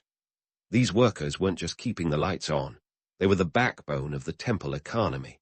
And just like any good corporation, temples provided job security, ensuring that workers had food, shelter, and a place within the temple community. It was a system that kept the wheels of both commerce and religion turning smoothly, because you can't have divine order if the earthly one is falling apart. But why, you might ask, did the average Egyptian pour so much into these temples? Was it sheer devotion, or was there something more transactional at play? The answer, as always, is a bit of both. Sure, there was genuine faith, a belief that appeasing the gods could bring a bountiful harvest or avert disaster. But there was also a practical side. By contributing to the temple, you were buying spiritual insurance, ensuring that when your time came, the gods would be inclined to look favorably upon you. It was a divine quid pro quo, a cosmic handshake that kept everyone invested. Now, let's shift gears and talk about the monumental side of things, literally. Building temples was no small feat, and these structures were as much about showcasing economic might as they were about worship. Picture this: towering columns, intricate carvings, and grandiose facades that screamed power and permanence. These weren't just places to leave offerings. They were the ancient world's way of saying, we're here to stay, and we're doing it in style. The construction of these temples employed thousands of workers, from skilled stone masons to humble laborers. It was a massive undertaking, both in terms of manpower and material resources, and it infused the economy with a steady flow of jobs and goods. And the cost? Let's just say that if temples had a budget line, it would rival that of any modern megaproject. The Karnak temple complex, for instance, took over 500 years to complete. That's a long-term investment if I've ever seen one, and the materials weren't exactly cheap. Limestone, granite, and gold leaf were just some of the luxuries used to adorn these sacred spaces.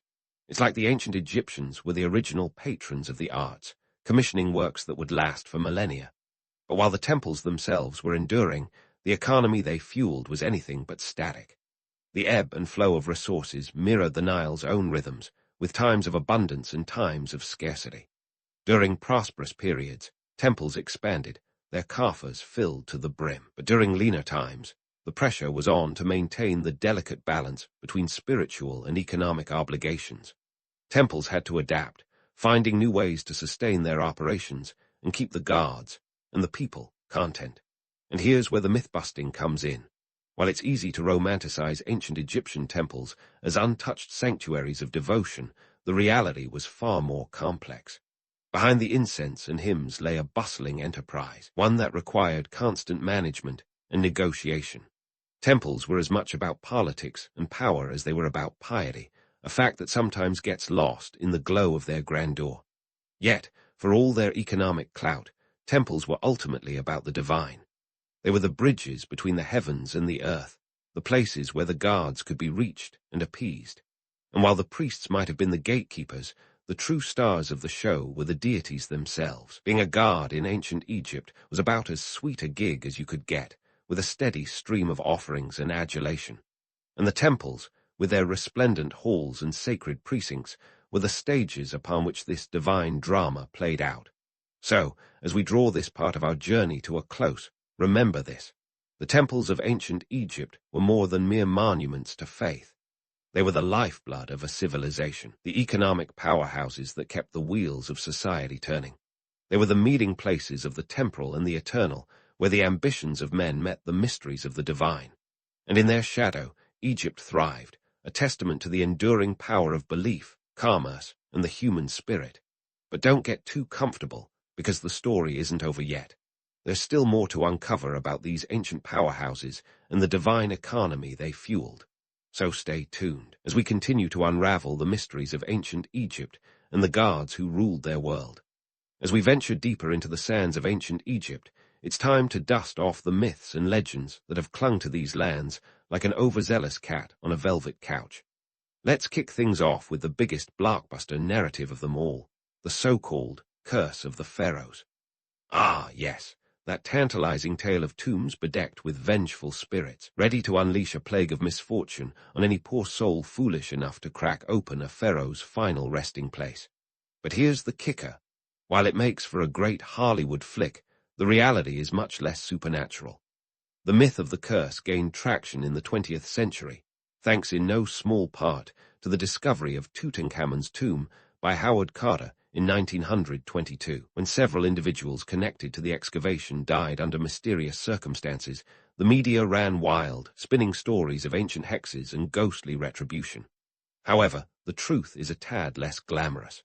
For one, the curse didn't apply to Howard Carter himself, who lived to the ripe old age of 64, far outliving many of his contemporaries.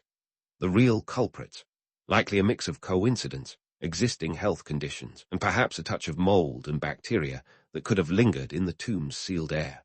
So, while the idea of a vengeful mummy is thrilling, the true story is more about microbes than maledictions. Next, let's tackle another seductive myth. The notion that every Egyptian and their camel spent their days toiling away on pyramid construction, like an ancient assembly line of stone. While the pyramids are indeed architectural marvels that continue to boggle modern minds, the idea that they were built by slave labor is as much of a fantasy as Cleopatra's eyeliner. In reality, the workers who built these monumental structures were skilled laborers, often organized into crews and compensated with food, beer, and other essentials. Evidence from workers' villages near the pyramids suggests a well-fed and relatively well-treated workforce, complete with housing and medical care. Far from the image of oppressed slaves, these laborers were more like the ancient world's version of skilled contractors, paid in grain and brew rather than cash. Now, while we're shattering illusions, let's address the ever-popular depiction of daily life in ancient Egypt as a non-stop parade of pharaohs, guards, and glittering temples. Sure, the guards were a constant presence, but for the average Egyptian, life was less about divine drama and more about survival. Agriculture was the backbone of society, with the majority of Egyptians living as farmers working the fertile lands along the Nile. The annual flooding of the Nile was both a blessing and a curse, depositing nutrient-rich silt that made the land incredibly productive, but also demanding careful management and timing. In this context, the guards weren't just abstract figures, but vital influences on agricultural success. Appeasing them wasn't merely a matter of faith, but a pragmatic approach to ensuring the next harvest wouldn't be a bust. It's fascinating how these myths and realities have shaped our modern perception of ancient Egypt, a civilization that continues to loom large in our collective imagination. The allure of eternal life, monumental architecture, and divine rulers has left an indelible mark on popular culture, from Hollywood epics to Halloween costumes. But beneath the exotic veneer lies a society as diverse and complex as any today. Their beliefs were intricate, their politics shrewd, and their achievements remarkable. Understanding the reality of their lives doesn't diminish their legacy. It enriches it, showing us a people as multifaceted as the stones they carved. So where do we stand today, with our modern views tinted by the sands of time? In an age where religion and politics still intertwine, the ancient Egyptians remind us of the power of belief, both as a tool for unity and a means of control. Their gods were not distant deities, but intimate companions in the journey of life and death. Their temples not just sacred spaces, but centers of economic and social power. The lessons they offer are as relevant now as they were thousands of years ago. The importance of balance, the interplay of power and faith, and the enduring quest for meaning in a world that often feels as chaotic as the desert winds. As we conclude this exploration, let's not forget the human touch that underlies it all. The pharaohs may have been divine, but they were also human, with all the triumphs and tragedies that entails. The gods may have been eternal, but it was the people, the farmers, the priests, the laborers, who built and sustained this civilization. In their stories, we find echoes of our own, a reminder that while the sands of time may shift, the essence of humanity endures. So next time you catch a glimpse of those ancient pyramids in a movie or a museum, remember the real tales beneath the myths, the grit and glory of a people who dared to dream of eternity. And perhaps, in understanding them, we come a little closer to understanding ourselves.